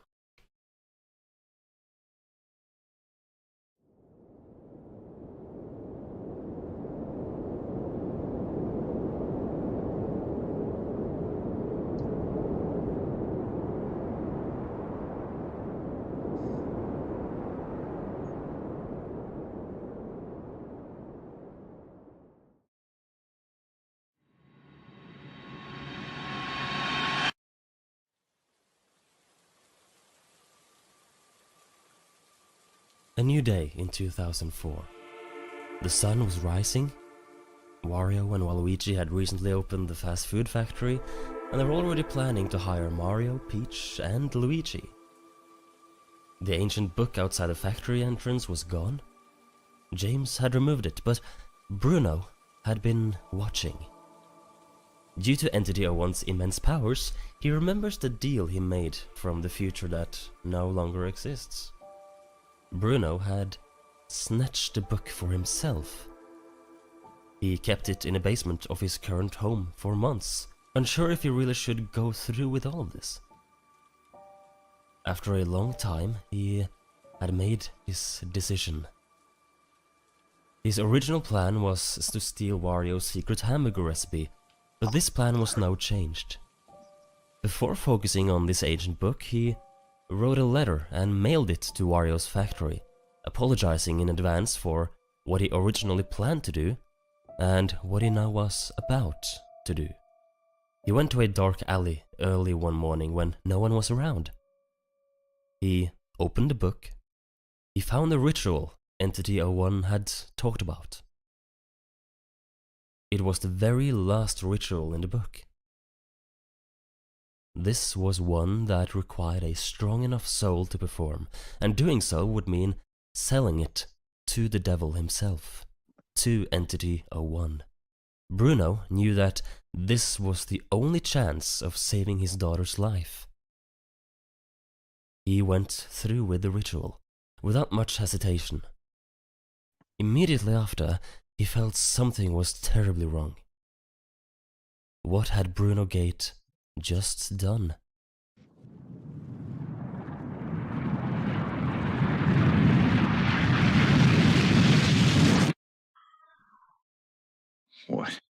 What have I done?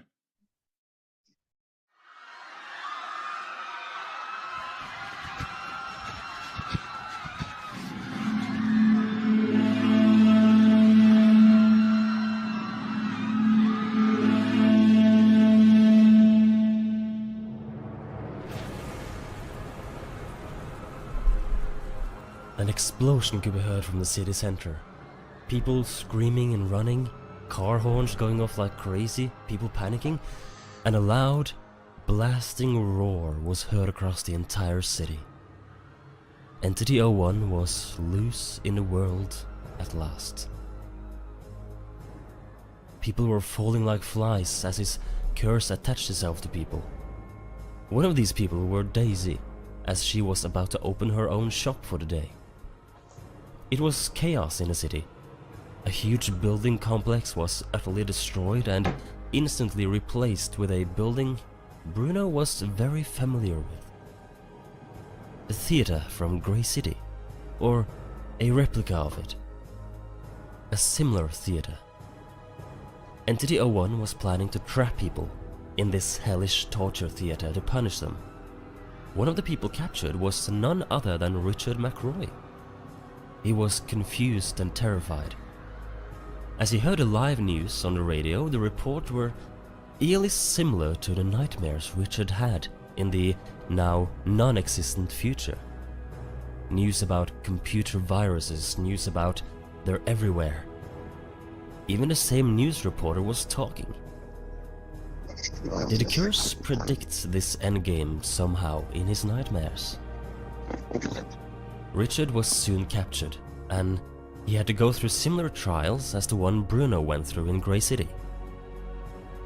Newly created viruses were attacking the unfortunate victims trapped in these hell games.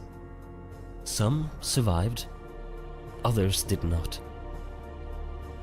Richard was one of those who managed to escape. He ran through the streets as he saw virus creatures killing people left and right around him.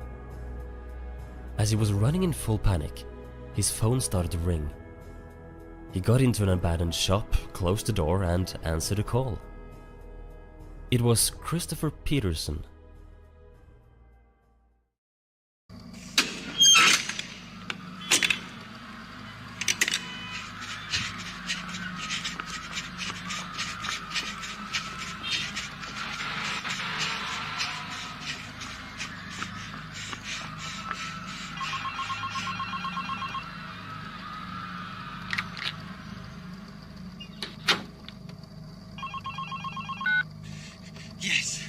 Yes, this is Richard. Who is this?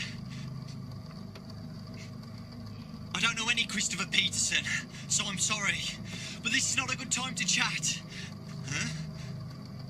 Yes, my father did work on stuff like that, but that's all I know. He was very secretive of his work. You work for him? Yes, I did catch him working on some science stuff that I don't know much about. Time, DNA, space, that sort of stuff. You think so? I can always take a look back in our old home. You really think his research can help us with the situation we're in? Alright, Christopher. I'll head over there straight away and see what I can find. The two of them did not know each other, but Christopher obviously knew Richard's father, Lucas McRoy, and he told Richard that he worked for him. Back when the timeline was split in two earlier in our story, Lucas McRoy managed to live until 2014, when Richard began his job at Wario's fast food factory. Here, however, after the timeline's reset, Lucas McRoy passed very recently, only a few months after the factory was opened. Richard reached the McRoy house and entered through a hidden door in the kitchen, leading to the hidden living room that Lucas McRoy had been using as a study. A living room that only Lucas, Richard and his late mother knew about. Richard was never allowed in there as a child, but now he had no other choice but to dig up his father's deep secrets. He got a text message from Max Peterson where he introduced himself as Christopher's cousin and he assisted Richard in his task. As he was starting to look around for any documents, he heard the front door open up. The viruses had found him. Using the camera system that Secure Incorporated had put up, as well as hiding behind furniture and turning lights off, he managed to hide from the creatures until they eventually moved on. Richard continued to search and eventually he found documents from his father. One of the last documents he ever wrote. Let's see. Here, we might have something. It is still my belief that there is something wrong with this world. I always found it strange that the land Wario brought for this factory was never claimed by anyone else beforehand. After researching, it's clear that there are some strange magnetic forces at hand where his factory is built. Magnetic and electrical forces, as well as unknown dark forces leaking through our radars. Something that seemed to be a polar opposite to the electrical forces. If our theory of an underworld and overworld is true, this might just be a gateway to these hypothetical destinations. I've never seen disturbances like this anywhere else before, but why here? Why was Wario allowed to build here, yet everyone else have been denied it for decades and decades? I fear a dark age is ahead. If these dark anomalies are to be believed, its opposite force, electricity, might be our saviour in such a situation. I know not what we may be dealing with eventually, but something is coming. Dear Godfather, I must tell this Christopher guy about this right away.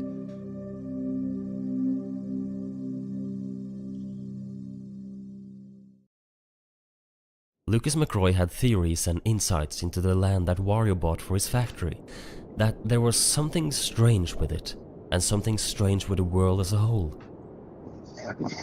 What other secrets did Lucas McRoy have? What other discoveries had he made? But now was not the time to get caught up in that web of secrets, Richard thought. If his father's hypothesis was to be believed, electricity was the key weapon to defeating these dark powers once and for all.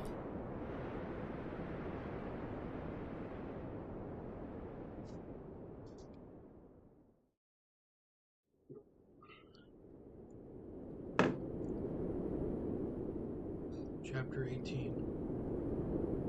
Lucas McRoy has a secret.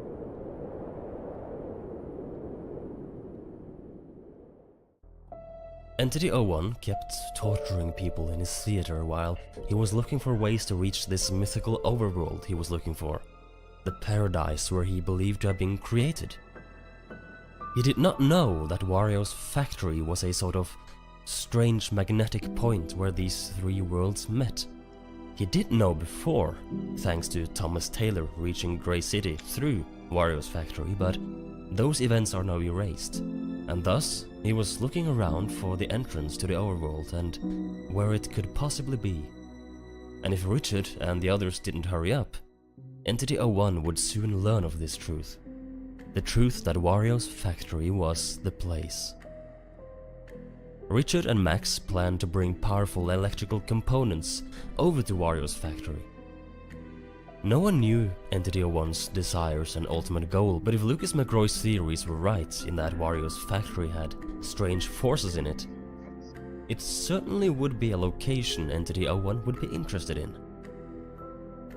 Richard began by going over to the old Wario's cafe and found an electrical component in a basement cabinet. Before he left, Max asked him to bring a crowbar with him and take it to a nearby closed-off building. This building he was sent to was the very same one that Wario turned into WarioWare Incorporated previously in our story. In this reset timeline, however, WarioWare never existed, but the previous owners who had abandoned this facility was still a man named Lucas. And as you may have guessed by now, this previous owner of this facility was Lucas McRoy. He and a specific few other people from this secret company had used this facility for very secretive research in the 1980s.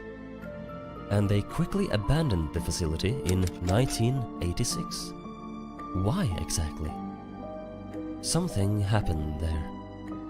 This was even before the timeline split in two, meaning that whatever they did affected both timelines when that was still a thing. So what did it do? What made them leave so suddenly? As you may have picked up, there has always been something strange with this place. Bowser burning it down, Thomas Taylor experiencing a time slip. Have you ever wondered why these things happened? In 1986, Lucas McRoy and a few other scientists high up in the system discovered something while doing research and experiments in this building. They managed to open a rift in space. A rift to where exactly? Grey City? The heavenly overworld above creation? No, this rift led somewhere else. And they all felt this was not right. They all felt they were tampering with something they should have left alone. They tampered with the very structure of the nature of this world. And through this rift, something started to emerge. Something horrifying. In panic, they tried to close off this rift and succeeded. Partly, at least. They abandoned the facility shortly after. In the first timeline, and in this now currently reset timeline, the facility had remained empty ever since then. But in the now non-existent second timeline, where most of our story took place, Wario bought this facility and started WarioWare Incorporated in 1990. His claims that the building felt haunted, as you may remember, came from this very experiment that Lucas had initiated years prior. When Lucas and his scientists heard about this rumor that the place felt haunted even 4 years after their experiment, they feared their discovery was not gone after all. They did not know what this could imply, but they knew that this was not something to take lightly. They feared that whatever they had almost let into this world through the rift they discovered may have just slipped in after all, at least somewhat. To try and cover their tracks and destroy this haunting discovery once and for all, they used their latest experiment, the resurrected Bowser creature, to burn down WarioWare Incorporated. The building burning down was indeed on Lucas McRoy's orders. They wanted to cover up and destroy this being they had encountered and potentially let into this world through this rift they created. But did this work? Did burning down WarioWare Incorporated really get rid of it? Many years later in this destroyed timeline, in 2016, Thomas Taylor was working there after the grand reopening, as you may remember. But on the last night, he experienced a time slip, jumping from October 2016 to May 2017 in the span of one night.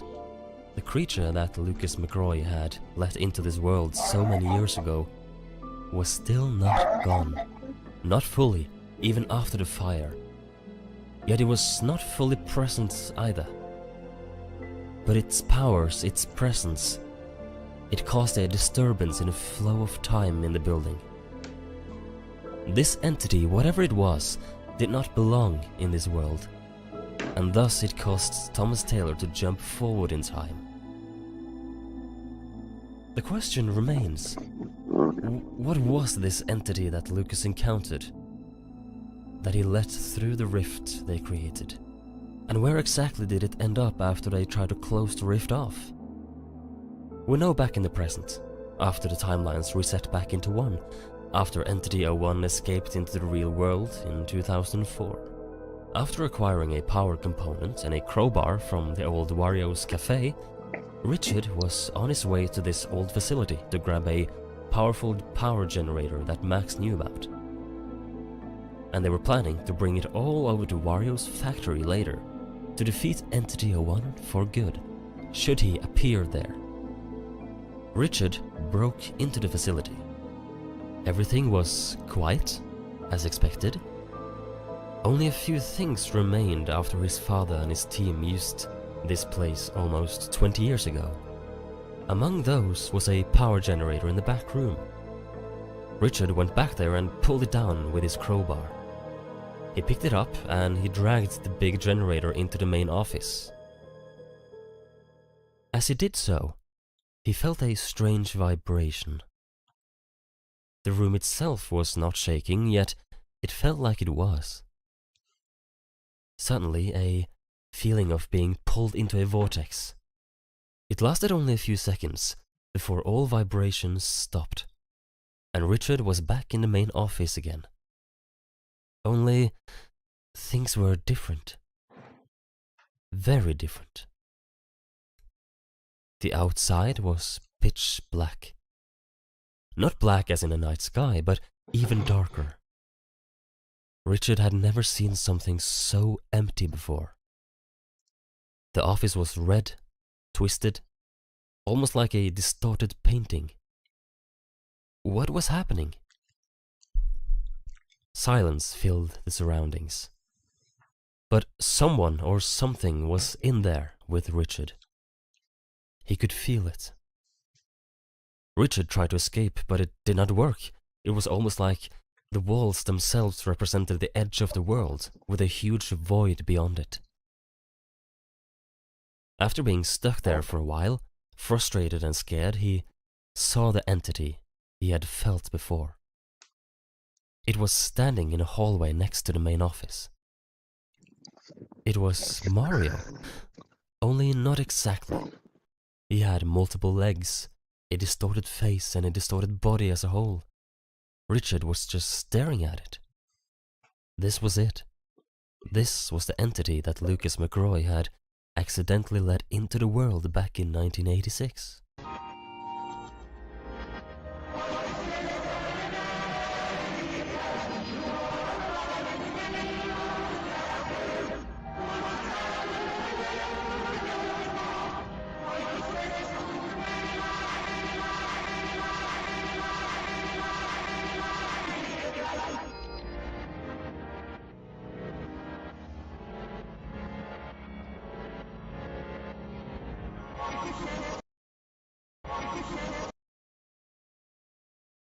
This entity was what they tried to cover up.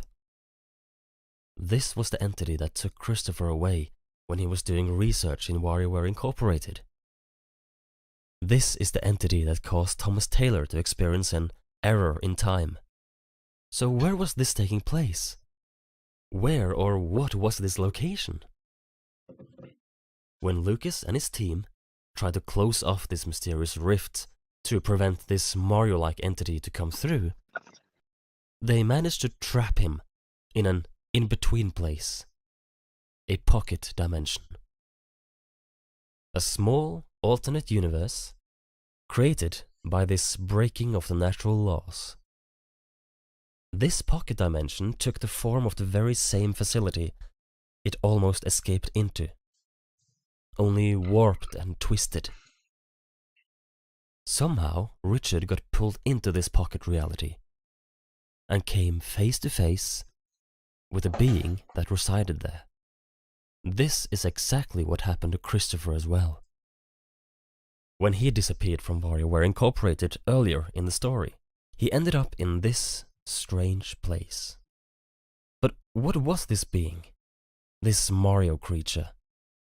Where exactly did it come from? Richard experienced what could only be described as the end of a fever dream, as he suddenly found himself back in the main world once more. Confused and shocked, his phone immediately received a text message from Max. Max said he had lost Richard's phone signal, and that he should get out of there at once. Richard remembered the important task at hand, and immediately started his journey towards Wario's fast food factory. Got you something to eat for dinner. I made you go on the car. Chapter 19, Devil's Showdown.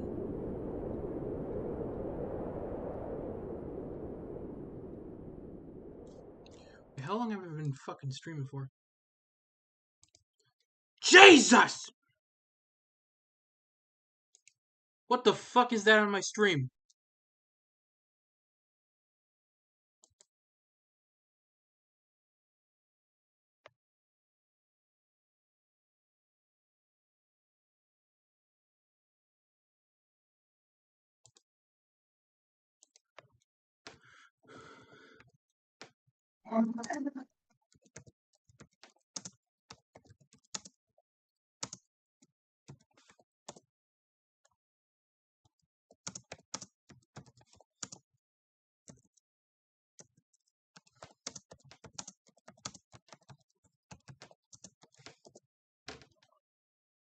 Project.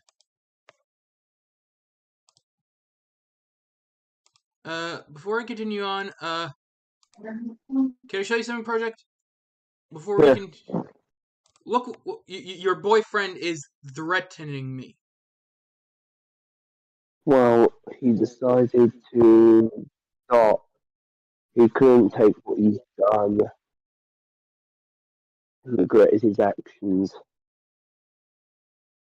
He'll have to keep you blocked for a while, of course. Wait, you're gonna block me? No, do not block me. You. No, not me. Not me. Not me. He will, however.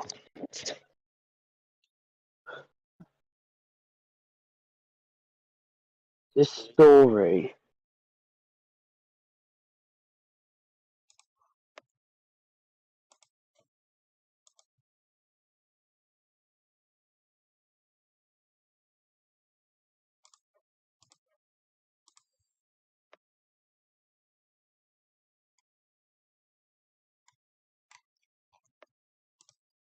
What the hell?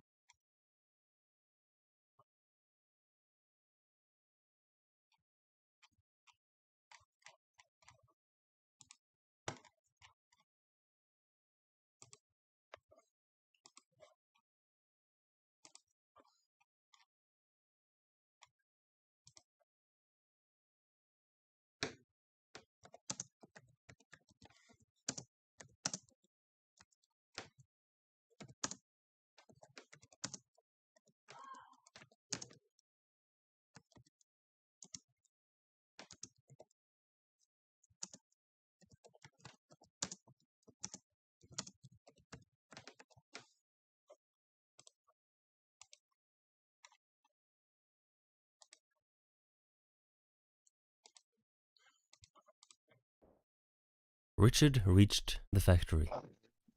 He broke in and went into the control room where most electric circuits were wired up and where most of the factory's electronics were controlled from.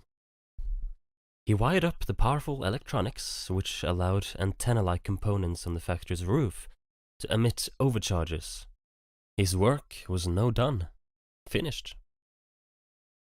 Now they just had to wait for the devil himself to show up. Before he could think another thought, he fell. The floor under him collapsed, and he fell through an incredibly deep hole in the ground. Screaming as he thought he would die any second, he finally landed in a deep pool of water. As he got out, he took a few moments to catch his breath before taking in his surroundings. He was in a cave, deep, deep underground, far deeper down than the cellar tunnels of the factory. He pulled out a pocket flashlight he had on him and started to walk around. As he explored, he swore he could hear faint, distant laughs coming from deep within the cave. He quickly realized that these were carefully handcrafted Project! Yeah.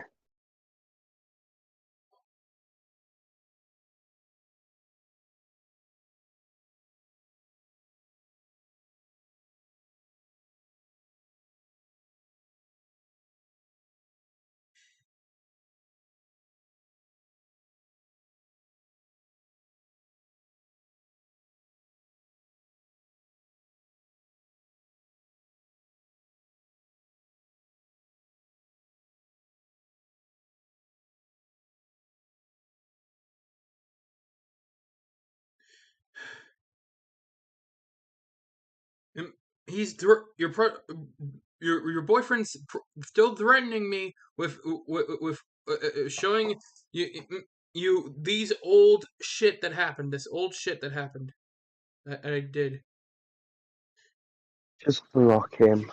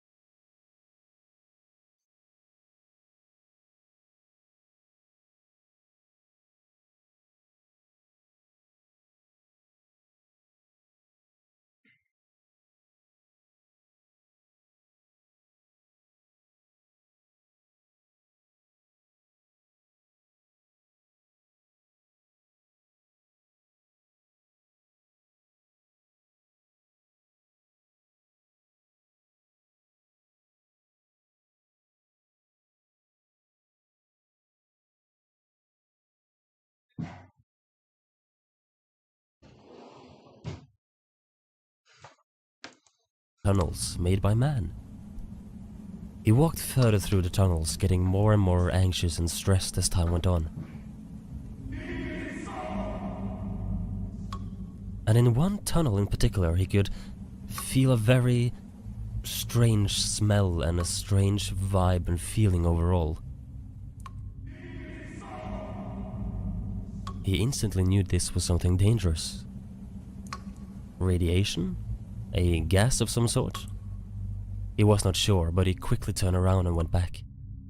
In a big room he arrived at, he found a gas mask. An old gas mask on the floor. It had an old, rotten smell, but it would protect him. He could see carvings and drawings on the floor, walls, and ceiling. One of these carvings and drawings represented the head of a horned beast. It was the head of Entity 01. He eventually found what seemed to be a staircase leading far, far up. It had to be an exit. As he started to walk, the faint laughter from before exploded in intensity right behind his head. and Richard ran as fast as he could. The laughs faded away as he got further up, and he reached the top, only to find that it was only a pile of dirt above him that separated the caverns from the surface. As he dug through it, sunlight hit his face, and he felt safe once more. At least for a little while. He looked around him, and in the distance he could see the factory as well as the huge, massive silhouette of Entity 01 approaching the factory. What did he just stumble upon and fall into? He thought to himself.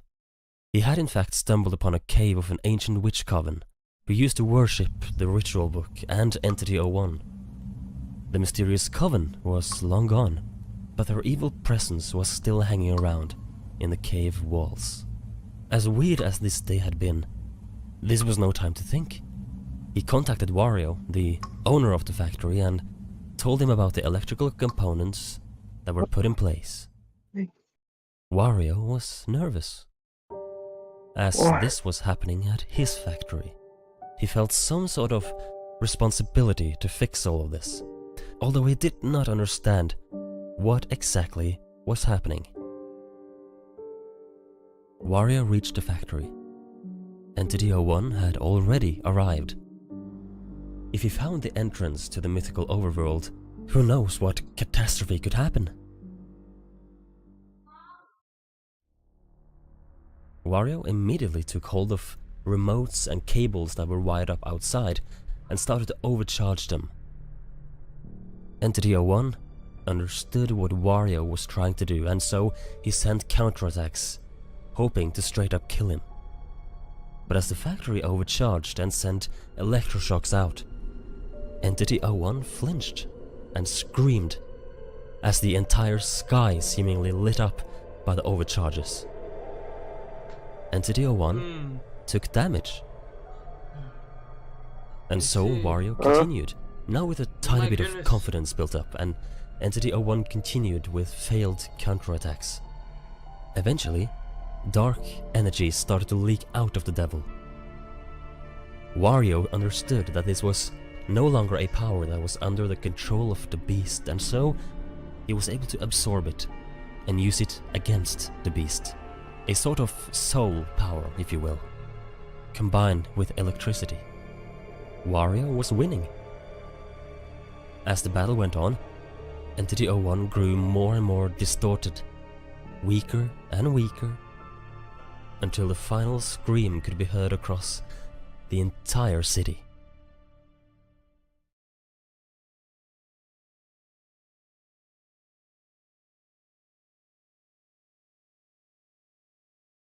Wario stood there, shaking and exhausted, and was still smiling from ear to ear as he saw the devil in front of him being vaporized for good. As Entity 01 was fading away from existence in a white purplish light, his final words came through. His dying voice told Wario that they had no idea what they had just done, and that they had no idea what they could have accomplished together. Oh my goodness. With his final words being, "I was so close." He exploded, and with that, his theater, Emma, and all the viruses dissolved into nothing. The curse was truly defeated for good. A silence filled the air. Waluigi, Mario, and Luigi approached Wario, who had been watching from a distance.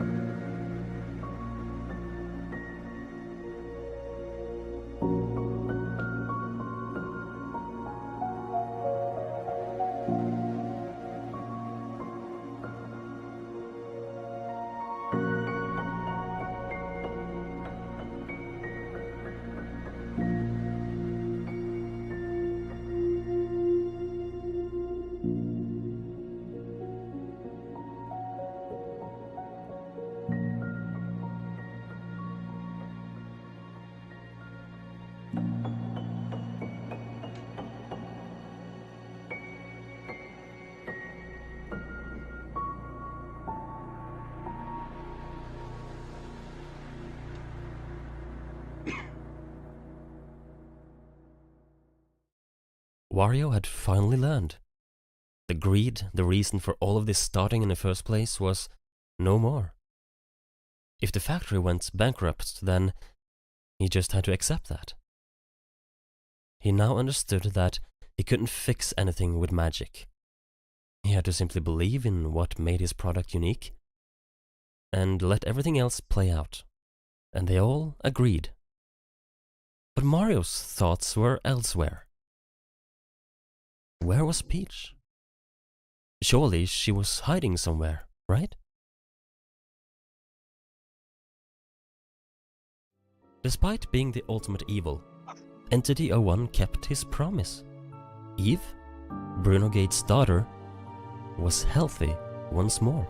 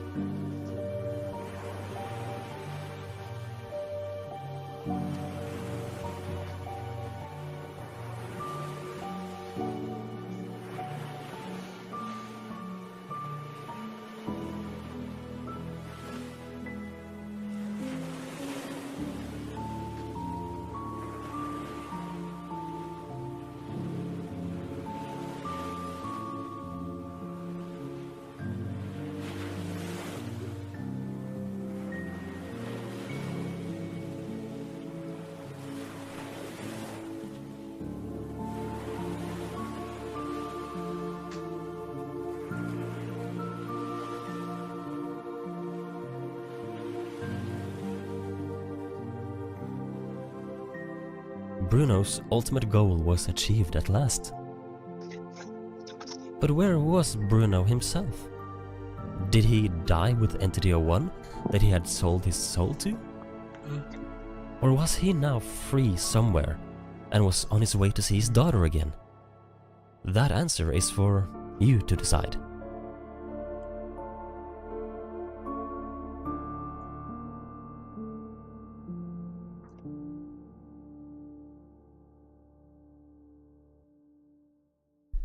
Everything was seemingly back to normal.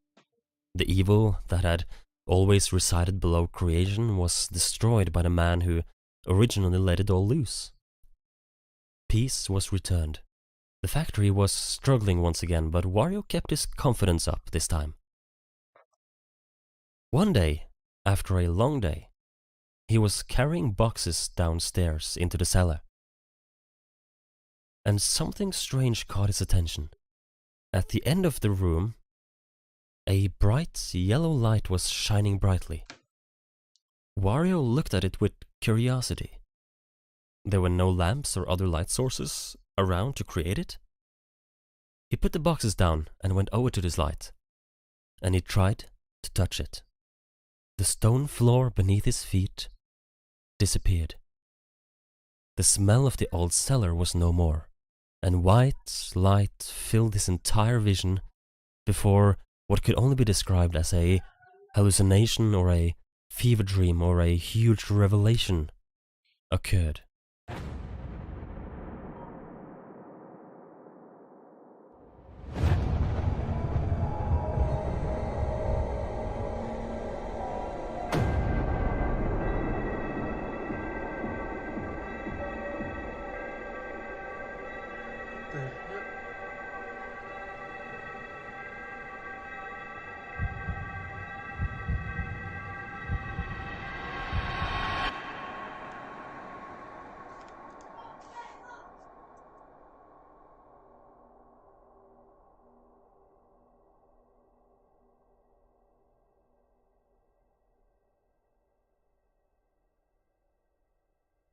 Wario woke up. All around him, he saw fields of grass. Wario had just found the realm above creation, the place Entity 01 was searching for. The overworld. The massive overcharges at the factory had opened a rift to this heavenly realm. And now, Wario was there. Only something was wrong. This was not a heavenly paradise. This was not a place of endless gardens and roses and golden statues. The grass was dark and gloomy. The sky was misty and grey. In the distance were tall, soulless buildings floating upside down. He began walking around throughout this strange landscape and found his surroundings to confuse and disturb him more and more. Light was distorted in several areas. Doors were standing in the middle of fields. Buildings were stacked on top of each other with nothing in them. Seemingly familiar faces faded in and out of his vision. What was this place? There were no people around. The place felt soulless and completely empty of life. He eventually reached a wooden hut that had letters written in ancient runes on the wall. Wario looked inside and, to his absolute shock, he saw himself. Multiple versions of himself, only they were lifeless, like a costume. Some finished, others half-made. He felt a deep sense of uneasiness. He felt like he stumbled across something that he was not meant to see. He quickly closed the door and kept going, only to find more huts around. One of them had a glowing light inside it, similar to the one he found in his factory. As he approached this light, rapid visions filled his eyes.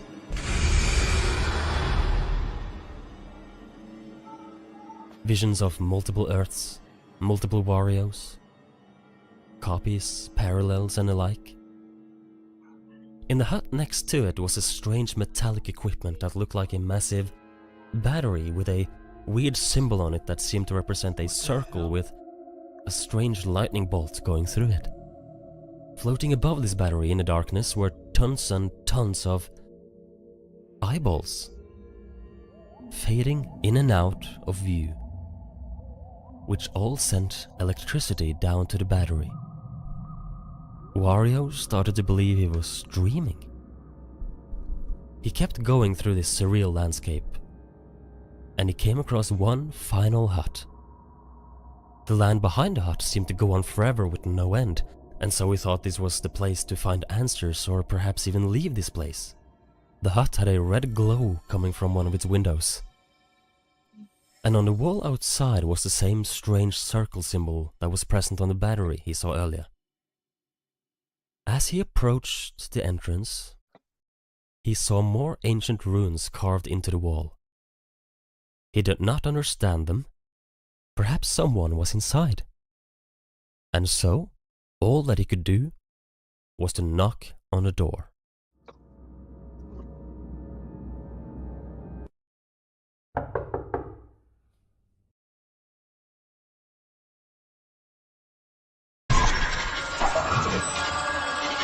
The hell?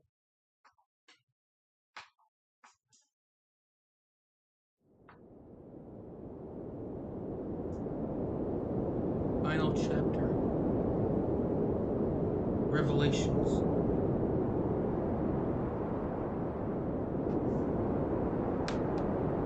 Five Nights at Warios. That's all the story. Confused? If so, that's not really a surprise. Holy shit. What happened at the end exactly? What Is the you're story about over, to or is there hear, something we have overlooked? Something we have beyond missed? A key. anyone. At the very beginning, I talked about how it was strange how a dark, deep story had Mario characters thrown in, and that a reason for That's it it. did in fact exist. I finished. What did I mean by that? Huh? What happened to Wario in the end, and what does the weird circle symbol represent?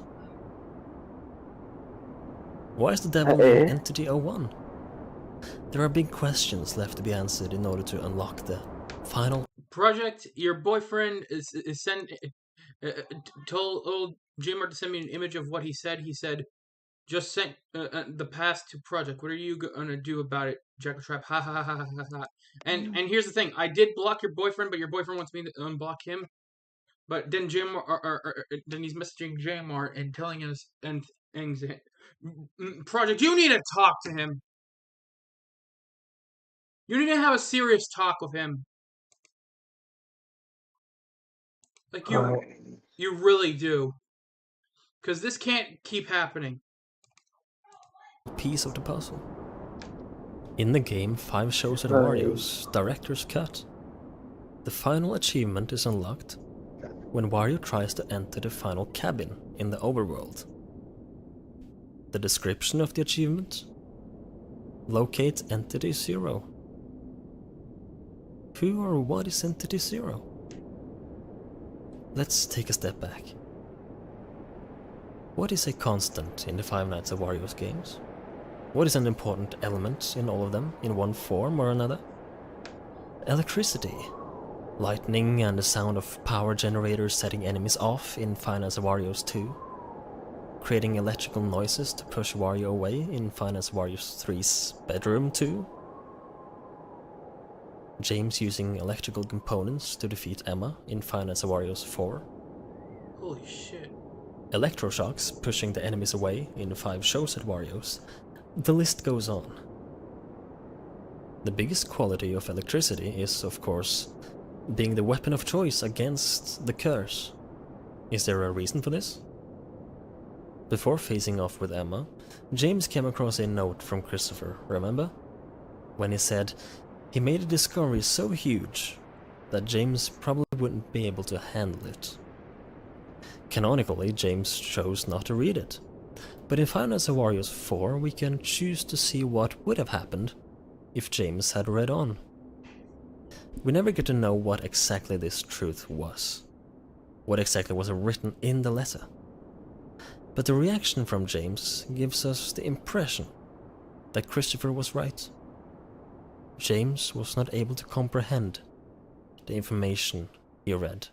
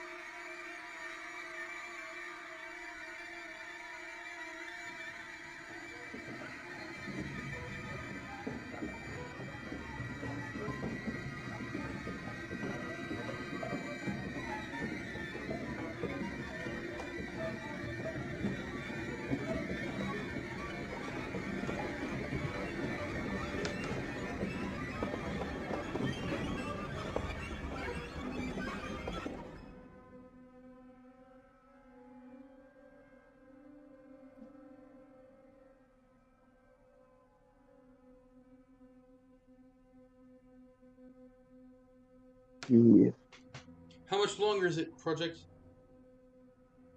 he's taken this pistol out on me, saying I could have done something.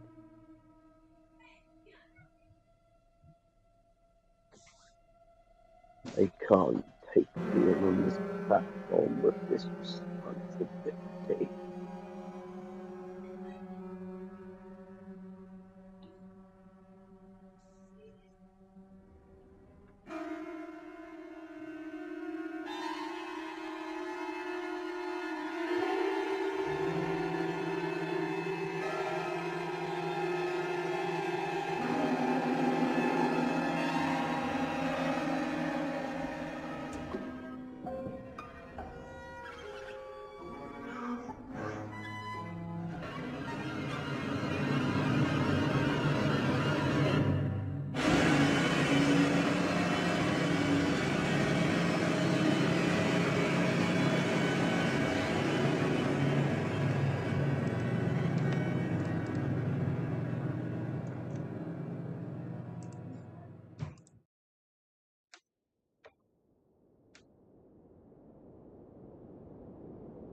While we seem to know all the events in the story by this point, we do not know all the details of what Christopher discovered.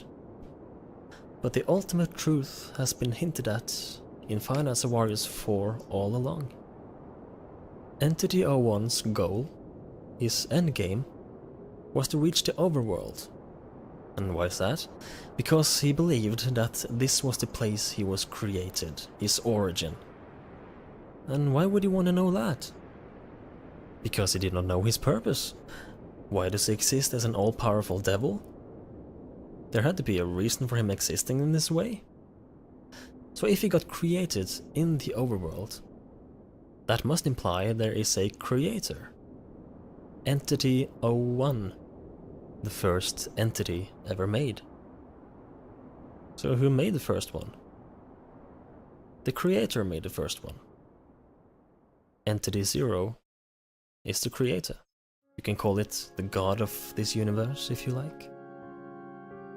What exactly Entity 0 is, if it's a human, a god, man, woman, a creature, or something beyond our comprehension and imagination, is impossible to say. And we will never know the answer. It is not a representation of me, the creator of the story. It is indeed a character in this story. The main creator of this universe. The final hut Wario tries to enter in the overworld is where Entity 0 resides, and neither we nor Wario were allowed to see inside. We were not allowed to see what Entity 0 is, because our minds would not be able to understand it. Yet getting to this place was the devil's goal. The reason for his curse book existing in the first place. The reason for all of this madness happening.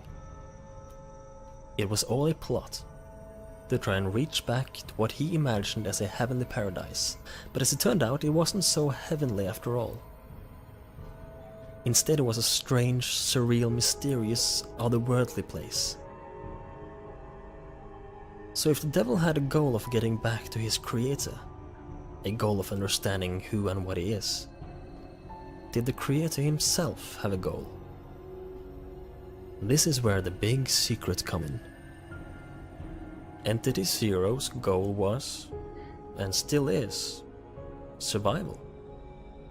It's never told to you directly because you not knowing is part of how it survives. How does Entity 0 survive? Electricity. What was the big battery in one of the huts in the overworld? The one that had the floating eyeballs above it? When you, the player, have this world open by playing the Five Nights at Wario's games, you use electricity. The eyeballs are you, the player, giving life to Entity 0 by playing its story, its world, its universe, its creation. Why does this story have colorful Mario characters as protagonists? How else would the world attract players? How else would the story get noticed and kept alive if it wasn't for the cheap trick of using some of the most familiar faces in video game history? Entity 0 represents this game universe as a whole, and both run on electricity to stay alive. How did it get people, players, to have its world open and running? By creating a storyline, creating conflict, writing out the script and rules of this universe, and setting it in motion. No story is without conflict.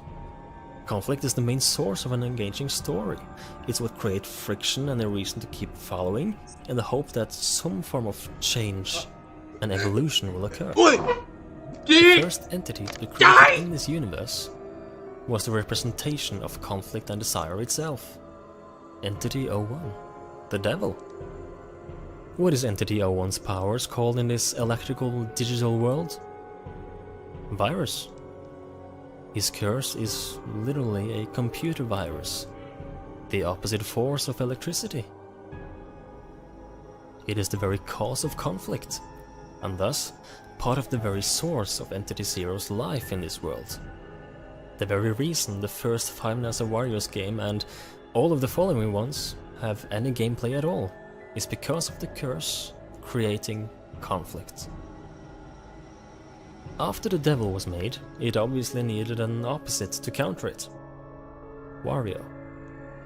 Wario is the name and the face of this franchise, and so Wario is literally the main conductor of electricity. The main opposite force of the computer virus. What is Wario's main icon, and what most people associate with him visually? His mustache, formed as a lightning bolt. And what symbol is seen outside of Entity Zero's hut? A circle with a lightning bolt, Wario's mustache, going through it. This is the symbol of Entity Zero, and it's a visual message saying that this is a world, a planet, running on electricity. Wario's electricity.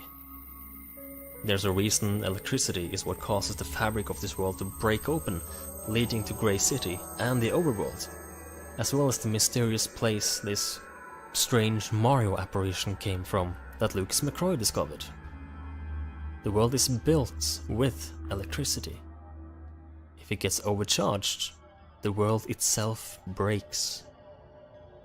Ever wondered why it's called Five Nights at Wario's, even though we're not always present in a Wario facility? Because this isn't just about Wario's companies. We are playing Five Nights at Wario's. 5 nights in Wario's world, Wario's universe. 5 nights in the story about Wario, the main attraction and thus the main conductor of electricity, which keeps the game's Entity Zero god alive. Wario was the only one allowed to build his factory on the specific piece of land, because that's one of the core settings for this world that Entity Zero made as he created the world.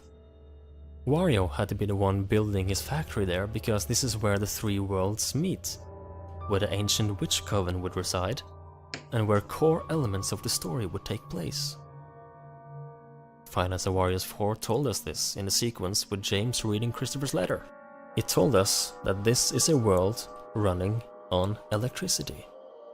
A digital world, where nothing is ultimately real. This is what Christopher discovered, that he believed no one would be able to comprehend. They were all part of a digital story. They are merely pieces of code, roaming around with seemingly free will. The huts with many unfinished Warios in the overworld, it's a storage. It was the first testing chamber, the prototypes for the story's upcoming main weapon and protagonist. If Entity Zero created Wario as its main electrical weapon and producer, what did the opposite force create? Entity 01 created Emma, or Demon Wario, the anti-Wario. This is a story about the creator of electricity versus the creator of computer virus, each having their sentient front figure, Wario and Emma. The Demon Wario form exists to show that this is Wario's exact opposite.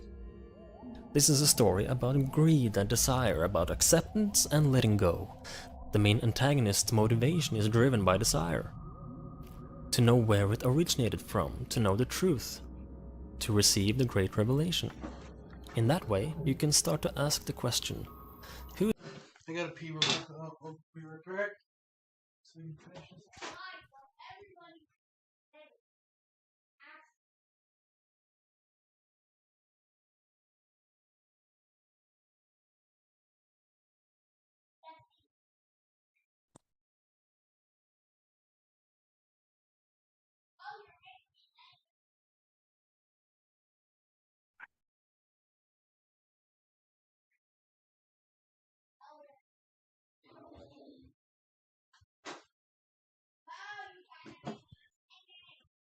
Who is the real villain here? Is the devil, Entity 01, just one of the victims put onto a chessboard that he never wanted to be part of? Or did he really choose to be the way he did, to inflict all the pain and suffering? Is Entity Zero a villain? Or a hero? Good or evil? Can the characters in the story feel true pain if they are merely code? And what does that say about the god of this world? It put together a concept, a villain and a hero, a man and a beast, gave the characters of the story free will and the ability to feel pain and emotion, set it all in motion in one big bang, and let go of the steering wheel, letting the story happen the way it wanted to. Did anything happen off script? Was Wario supposed to find the overworld? Was that part of the plan, making the players excited and interested to know what happened to him next, resulting in me making this video which makes people go back to the games, all to keep itself alive? Or was Wario going off the planned tracks? It's impossible to say, because describing who or what Entity Zero is impossible. Finance of Warios is a story, but also an entity in itself.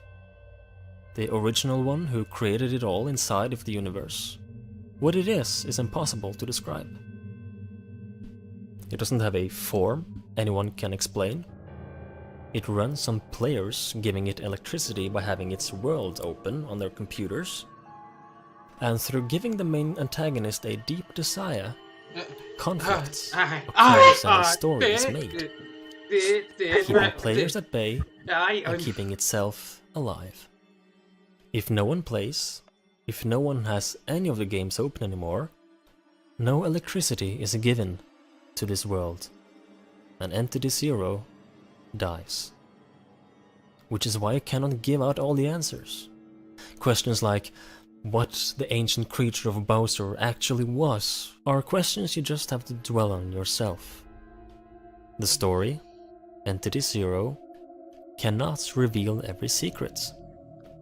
If the mystery is over, so is the story. So you may have two burning questions at this point. What happened to Wario after knocking on the director's door? And Director's cut. Director's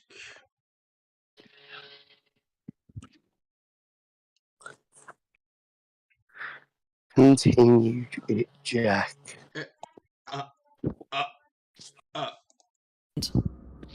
What was the mysterious Mario entity that Lucas McRoy led into our world, and where did it come from?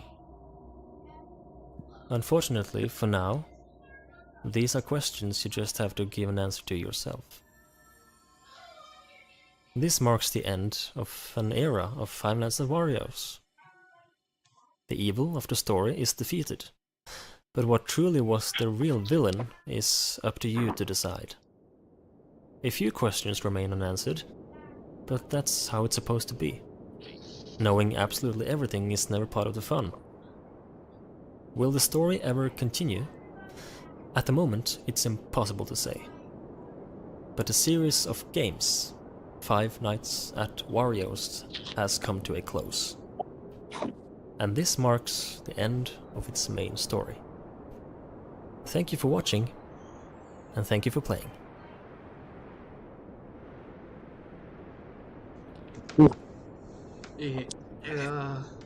So was everything just a game? But the games themselves actually exist in the universe, so technically... The lore, the story, the characters. But the games existed, but someone made the games in the game, and we're playing the games that someone made in the game, but the game... What the fuck?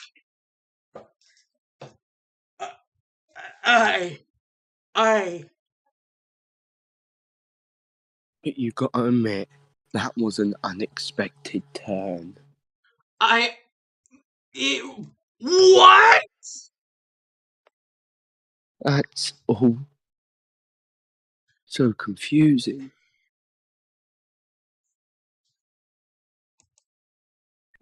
Motherfucking hell, man.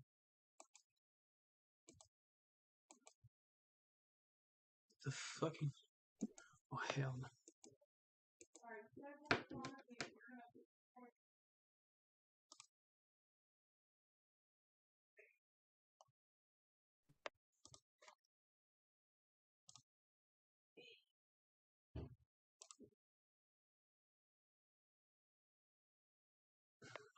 Why?